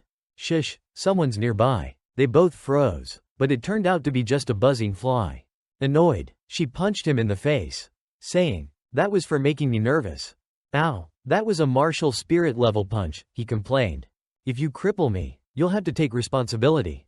I'm not the eldest daughter of the Van family, she muttered. In my family's eyes, I'm just a pawn for a political marriage. Li Vu Qua chuckled. That little bird of yours? It's adorable, she scoffed. Adorable? Really? He petted the little bird and said, I have a feeling that someday it'll become a divine creature. Divine creature? She asked, confused. Yes, he said. Those who underestimate it will regret it. And you should have faith in yourself too. His encouragement left her momentarily speechless. You may be a scoundrel, but you certainly know how to speak. Suddenly, Li Vu Qua grabbed her hand. All right, let's go bug hunting. Nearby, a group of disciples from the poison scorpion sect was struggling. We can't take on this scorpion emperor, let's run. If only we could actually run, one of them cried. Just as the scorpion emperor was about to strike, Li Vu Qua summoned tentacles to hold it in place. And Van Kim Tran struck with her sword essence technique, slicing off its tail with a sharp slash. The disciples of the poison sect, witnessing the scene of a beauty rescuing the hero, couldn't help but be captivated. Van Kim Tran sheathed his sword and asked, Is this the fly you mentioned? Honestly, before he could finish, a figure dashed forward, shouting, Senior brother of the Chan Nguyen sect is so handsome and powerful. If it weren't for his help, we would have been in danger. Li Vu Qua, blushing, scratched his head and muttered, It was nothing, really, heh. Annoyed, Van Kim Tran retorted, Li Vu Qua, you flirtatious fool. For a moment, I thought you were Deep Queen. Isn't senior brother Deep famous these days? Li Vu Qua's mood deflated. Yeah, Deep Queen's fame is something else. Van Kim Tran teased. Your reputation is big too. Being the son-in-law of Nap Lan Mong's family. There's no way you'd be that incompetent son-in-law. Senior brother Lee, how could someone as impressive as you be that guy? One of the girls interrupted. Senior brother, do you have a grudge against me or the Chan Quan? This little trick of mine shouldn't have worked on you. Should it? How did you realize? She asked in surprise. We saved you, yet you wanted to poison him? Wait, hold off, he replied calmly. To be honest, when the Poison Emperor and I drank together, we discussed many matters regarding the Poison Sect. The girl looked startled. I didn't expect you to know Uncle Poison Emperor. Why didn't you say so earlier? I'm Go Han Nhi. Uncle Poison Emperor has even been to our Poison Sect before. He's helped my family greatly. Li Vu Qua released his grip and said, Ah, so it's Miss Go. Since we're all friends, I won't hold a grudge. But it's best for you to avoid the heart of the Black Forest. In return, I'll take this beast's core as a token of your gratitude. Oh, that's fine. We'll leave first then, Go Han Nhi said, putting on her mask and waving with a wink. When I have time, I'll come to visit. Senior brother Li Vu Qua waved back with a sly grin, making Van Kim Tran roll her eyes in annoyance. That night, the two sat by the river roasting a moon deer. The belly is the softest part. If you roast it this way, it'll be ready soon. I didn't know you knew so much about food. She commented. I was forced to learn. Or else I would have starved long ago. He replied, thinking back on his 5 lonely years as a writer. Take these beast cores and report them as mission results. Van Kim Tran narrowed her eyes. Your real purpose isn't just this trial. Is it? At Lin Zhe Mountain, I already had my doubts. How did you know the Dragon King's preferences? And here in the Black Forest, you haven't shown any interest in precious herbs. You even gave me the beast cores and set up camp just 1 river away from the heart of the forest. What's your real goal? Li Vu Qua scratched his head, feeling embarrassed. Well, I do have another objective. But don't worry, I've completed the Chan Nguyen sect mission. It won't affect you. He thought to himself. How did I forget Van Kim Tran's sharp intuition? After all, I created her character to complement Deep Queen's. I'm not worried about the mission, she said softly, grabbing his collar with tears in her eyes. I'm worried about you. Flustered, Li Vu Qua stammered. Wait, don't cry, okay? Then tell me the truth. And I won't cry, she insisted. Sighing inwardly, Li Vu Qua realized that disrupting the paths of Deep Queen and Van Kim Tran would have consequences. How am I supposed to explain this? Can I really protect her? But with Li Ma Ma's unbeatable power, he felt reassured. After a moment's hesitation, he said, all right, I'll tell you. Just then, a group of blood-clad sect disciples arrived, interrupting them. Well, aren't you two sweet together? One sneered. What a cozy little love scene. Deep Queen glared at Li Vu Qua, seething. So my suspicions were right. You two really are in this together. You despicable villain. What did you do to Sister Van? I've never seen her cry before. One of the blood-clad sect disciples added. Junior brother Deep, why are you here with these blood-clad disciples? You must have betrayed the Chan Nguyen sect and joined them to ambush us. Ni cut him off, shouting, Shut up, Li Vu Qua, you killed my brother, and today, I'll make you pay in blood. Miss Tuyat, don't let Deep Queen fool you. I can prove my innocence.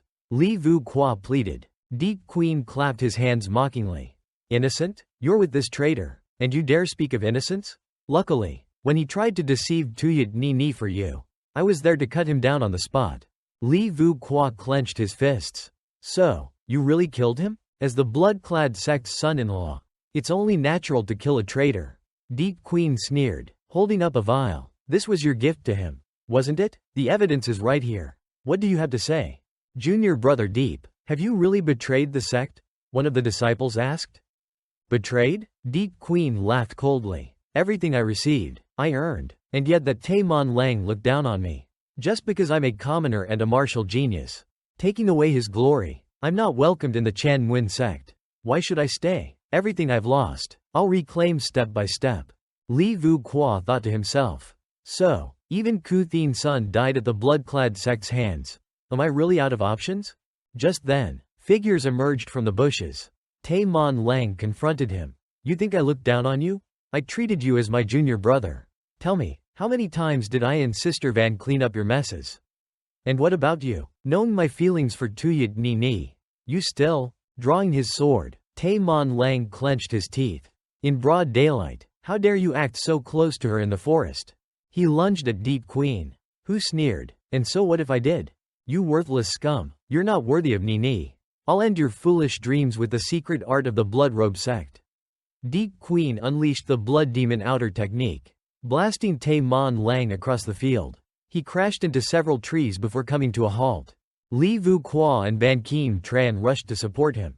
Brother Man, are you alright? Man Lang coughed. Why can't I feel my inner energy? It's the essence dispersal powder from the Blood-Robe sect. Li Vu Qua replied grimly.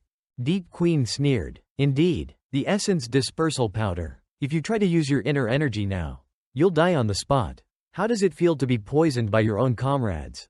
Man? As he spoke, he threw his arms around the 2 junior disciples who had been following Man, confirming their betrayal. Man Lang, furious, spat, "You despicable wretch." Li Vu Qua sighed inwardly. This backup plan is wasted now. And Deep Queen has learned the Blood-Robe sect's secret arts. I think I'm starting to understand why this world is doomed. It's not that I intended for a bad ending. Deep Queen's twisted personality is the real problem. Li Vu Qua signaled Quan Van Pham, who appeared, flinging needles at Deep Queen, only to have them blocked by a barrier. Brother, why is that scoundrel always targeting you? Quan Van Pham asked, frustrated. It seems that simple attacks won't be enough against the Blood Demon technique. Thought Li Vu Qua. Quan Van Pham, as one of the 10 kings, how could you fall for this guy's tricks? You even call him, brother, are you blind? I see more clearly than anyone. Quan Van Pham snapped. You're the one who's been causing my brother trouble all along. Li Vu Qua placed a hand on his shoulder. Van Pham, don't waste your words on him. I understand, brother, you want to take action now, right? I've been ready for a while. As Quan Van Pham prepared to charge, Li Vu Qua held him back. Your fight is with me, not them. Let them go. Ban Kim Tran, alarmed, cried. Li Vu Qua, what are you saying? Don't leave us here. Ignoring her, Li Vu Qua knocked her out gently. Trust me, I just don't want you to get hurt. Now, take Ban Kim Tran and Man Lang to safety.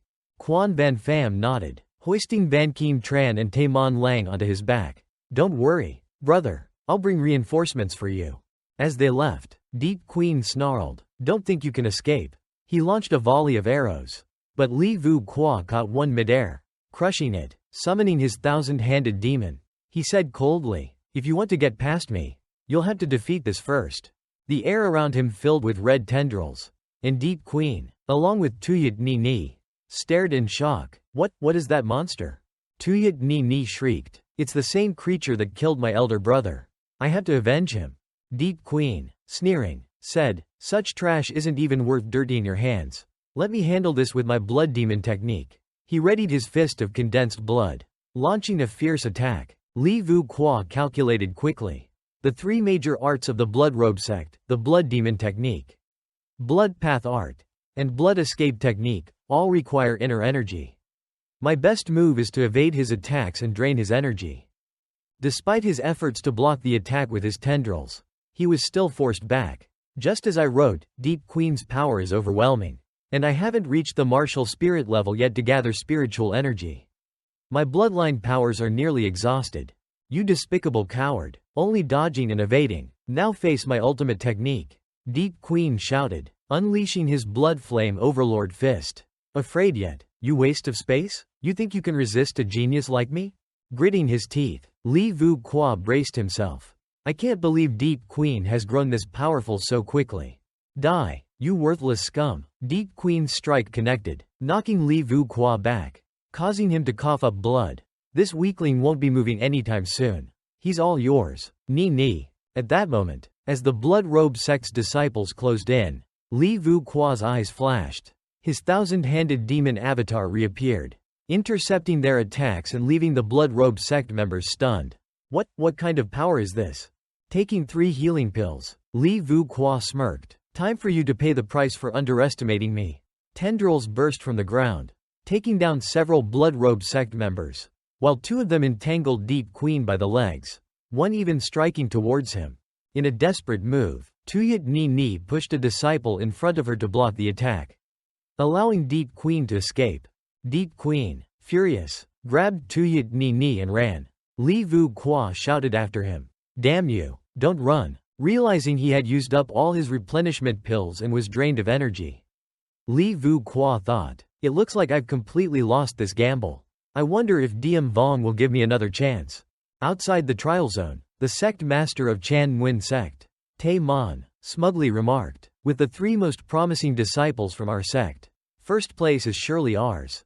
Just then, Tuyet Ni and Deep Queen came stumbling out, calling for help. Help, save us. Seeing his daughter's disheveled state, Tiet Tran Hung, startled, rushed over. What happened to you, my daughter? Tay Mon sect master looked at Deep Queen, who was injured, and was surprised. Without shame, Tuyet Ni began to cry, twisting the truth. Father, that beast Li Vu Qua killed all the Bloodrobe sect's guards and tried to assault me. If senior brother Deep hadn't appeared in time, I would have been. Tiet Tran Hung, trusting his daughter completely, flew into a rage. Li Vu Qua, I swear I'll kill you. The crowd buzzed with outrage. Li Vu Qua, how dare he act so disgracefully toward Tuyet Ni? You scoundrel. Last time someone flirted with Tuyet Ni, their entire sect was destroyed. Looks like Nolan City is doomed. The prince-in-law of Nolan City really has a few screws loose. Someone muttered. Master Zimin, looking worried, asked Deep Queen, where is my nephew Lang? Senior brother Zimin. They were all lured into an ambush by those spirit wolves under Li Vu Qua's orders. Deep Queen replied. Master Zimin, devastated, cried out, as his disciples quickly supported him. Li Vu Qua, I'll make you pay with your life. Deep Queen, meanwhile, watched quietly as the others plotted revenge. Tuyet Ni whispered, Big brother Deep, I did as you said. But what if Zimin Lang comes back? Don't worry, Zimin Lang has been poisoned with vital energy dispersal powder. He'll die within 2 days. Even if he survives and reunites with Li Vu Qua, they'll be torn apart by wolves I sent after them. Deep Queen reassured her. Meanwhile, within the trial grounds, Li Vu Qua awoke to Quan Yunfan and Van Kim Tran by his side. Wake up, big brother. Vu Qua, someone shouted, patting his face. You guys have terrible service in the underworld, he muttered groggily. Quan Yunfan laughed. You're not dead yet. I told you big brother is super strong and wouldn't die that easily. Li Vu Qua jolted up, surprised. Wait, I'm still alive? Wasn't my energy completely drained? He looked down, realizing, right, the blood absorption technique. It absorbs others' vitality and energy. That secret technique I secretly learned from the Blood Garment sect actually saved me. Van Kim Tran scolded him. I can't believe you knocked me out. How dare you? Hey, I only did it to protect you from Bloodrobe's attacks. Li Vu Qua replied, scratching his head. Who asked for your protection? She retorted. Anyway, take this antidote quickly. Zimin brother. It should counteract the poison. Thank you, brother Vu Qua. Where did you get such precious pills? Zimin Lang asked. Hee, they're gifts from the Poison King. It pains me to part with them. But for a brother like you, it's worth it. Li Vu Qua replied. Deep Queen took Tuyet Ni and fled, signaling the end of peace in the northern region. Zimin Lang promised, as long as I live, I won't let him get away. We should head back and report to Master. Li Vu Qua advised. I'm worried the Blood Garment sect might accuse me of murder as an excuse to attack Nolan City. Their recent growth even seems to rival the Junyuan sect, and their resources are dwindling. Nolan City might be their next target. But suddenly, they were surrounded by a pack of wolves. Li Vu Qua grinned. Leave it to me, I'll use some fireworks to handle them. He tried to activate his system to purchase supplies but received a warning. Energy and stamina are too low. Purchase temporarily suspended. Frustrated, he muttered, what's with these restrictions? Am I supposed to rely on my own strength now? The wolves launched their attack. And Van Kim Tran, worried, urged, stop talking nonsense. We have to survive and expose Deep Queen's true colors. The wolves lunged, and Van Kim Tran killed one to save a disciple. But just then, a massive wolf bit down on her sword, snapping it in two. Li Vu Qua quickly ignited a firework and threw it at the wolf, causing it to explode. He pulled Van Kim Tran to safety, and the smaller wolves retreated in fear. Quan Yunfan shouted, everyone, run towards the riverbank where there are no wolves. They dashed towards the river. But Li Vu Qua, now exhausted, struggled to keep up. He glanced behind, realizing his system's powers and his last weapons were depleted. As they reached the riverbank, they spotted a floating log and grabbed onto it to cross the river. Quick, everyone, climb on, Li Vu Qua urged, cutting vines to create a makeshift raft. But just as he was about to join them, the Wolf King charged from the flames and struck him, sending him flying into the river. The group gasped as he plunged into the water, slowly sinking. Without a second thought, Van Keem Tran yelled, "Go on ahead, I'm going back for him." She jumped into the river, determined. Li Vu Qua, I won't let you die. After some time, Li Vu Qua slowly regained consciousness. Coughing, feeling a weight on him, he opened his eyes to see Van Keem Tran sleeping soundly against him. Gently nudging her awake, he asked, "Did you save me?" She nodded. "Yes, and I lost my group because of it. You owe me your life now." He grinned. "Well, since there's no one around to interrupt, maybe I can repay you properly." Van Keem Tran blushed. "Who asked for that kind of repayment? You lecher." Li Vu Qua looked amused as he quietly accessed his system panel, while Van Keem Tran noticed his sly grin and shouted, "Stop it." Before she could react further, Li Vu Qua swiftly pressed something cold onto her wound. Surprised, she asked, What is this? It feels soothing. It's my family's special ointment." He explained, "Think of it as my way of repaying you. Even small cuts should be treated properly, especially for a girl like you. Scars aren't exactly flattering, are they?" Touching her cut, Van Keem Tran replied, "I got it while pulling you ashore. There's this odd black, triangular stone under the water. Almost like a drill bit. No idea who fixed it down there." Li Vu Qua's eyes sparkled. "Where? Show me. It might be what I've been searching for." A little while later, they reached the location. "This is why you wanted to come to Hak Sam Lam, isn't it?" Van Keem Tran inquired, somewhat confused. Caught off guard, Li Vu Qua scratched his head awkwardly. Yes, let's go take a look." Inside the cave, she remarked, "This looks like something royal. I've seen similar garments in the capital, white and blue, embroidered with a golden dragon." As they ventured deeper, Van Keem Tran's foot activated a hidden formation. Li Vu Qua quickly pulled her back, shouting, "Be careful." Suddenly, a voice echoed, "Finally, someone has arrived." Startled, Van Keem Tran asked, "Who are you?" "I am the Crown Prince of Hao Thien Kingdom, Nap Lan Tan. Regardless of who you are, I ask that you listen to my story." A projected image of Nap Lan Tan continued. "Since birth, I was groomed as the heir and was deeply loved. I had access to all the martial knowledge of the ancient Go Thien Kingdom. By 20, I had reached the martial king stage. But this bred envy in my younger brother, Nap Lan Kiet, who sent an assassin after me. Yet, that assassin and I fell in love, and I vowed to marry her." Enraged, Nap Lan Kiet smeared my name to the emperor, forcing my wife and me to flee the capital. However, he hunted us down mercilessly, and my beloved died in my arms. Moved to tears, Van Keem Tran sobbed, "They loved each other so much. How can you not feel anything?" Li Vu Qua, exasperated, muttered, "It's just a story I wrote." The projection continued. "There is something I need to entrust to you.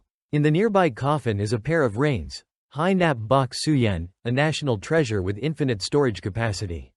These rings were meant for my wife and me. But fate had other plans. I hope you can pass them on to a pair of true lovers." Eyes wide, Li Vu Qua muttered, "Wait, a pair of rings? Didn't I write that it was just a single ring?" To his astonishment, inside the coffin lay two weapons as well. The Lang Tin saber and the Thiep Wai sword. Both designed to be wielded together. Smiling, he thought, even the weapons became a pair, must be fate. Enough stalling, Van Keem Tran urged. "Decide already." All right, I'll turn away," Li Vu Qua promised, suppressing a smirk. As they began practicing the martial technique together, Li Vu Qua couldn't help but peek, catching a glimpse of her serene face in the dim light. Meanwhile, outside the trial grounds, Nap Lan Mong, leading her guards, arrived and declared, Li Vu Qua would never do something like this. A disciple interrupted, "Nap Lan, be reasonable. Senior brother Tay Mon has been slain." Just then, a voice rang out, "Who says I'm dead?" Everyone turned to see Tay Mon Lang, alive and well. Deep Queen's face turned pale as he realized his plan was unraveling. Nap Lan Mong hurriedly asked, "Quan Van Pham, where's Vu Qua?" Lowering his head, Quan Van Pham admitted, "I failed to protect him." Sister-in-law. Nap Lan Mong's heart clenched. At that moment, Tay Mon Lang revealed. It was Deep Queen who ambushed us in Hak Sam Lam, leading blood robe sect disciples. Deep Queen, desperate, protested. No, senior brother, you're mistaken, we're like brothers. Nap Lan Mong, livid, shouted. Deep Queen, you've hunted my husband time and again.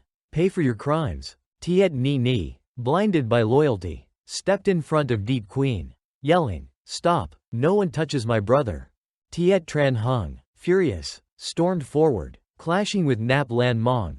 His strength was overwhelming, yet her spear, tempered in blood, pierced through his defenses. Shocked at her power, he sneered, a mere woman with such strength? Glaring at him, Deep Queen defiantly announced, Nap Lan Mong, you think you can take on the Bloodrobe sect? We will ensure Hak Sam Lam is your final resting place. Enraged, Tay Mon Lang's father declared, so, my son was right all along.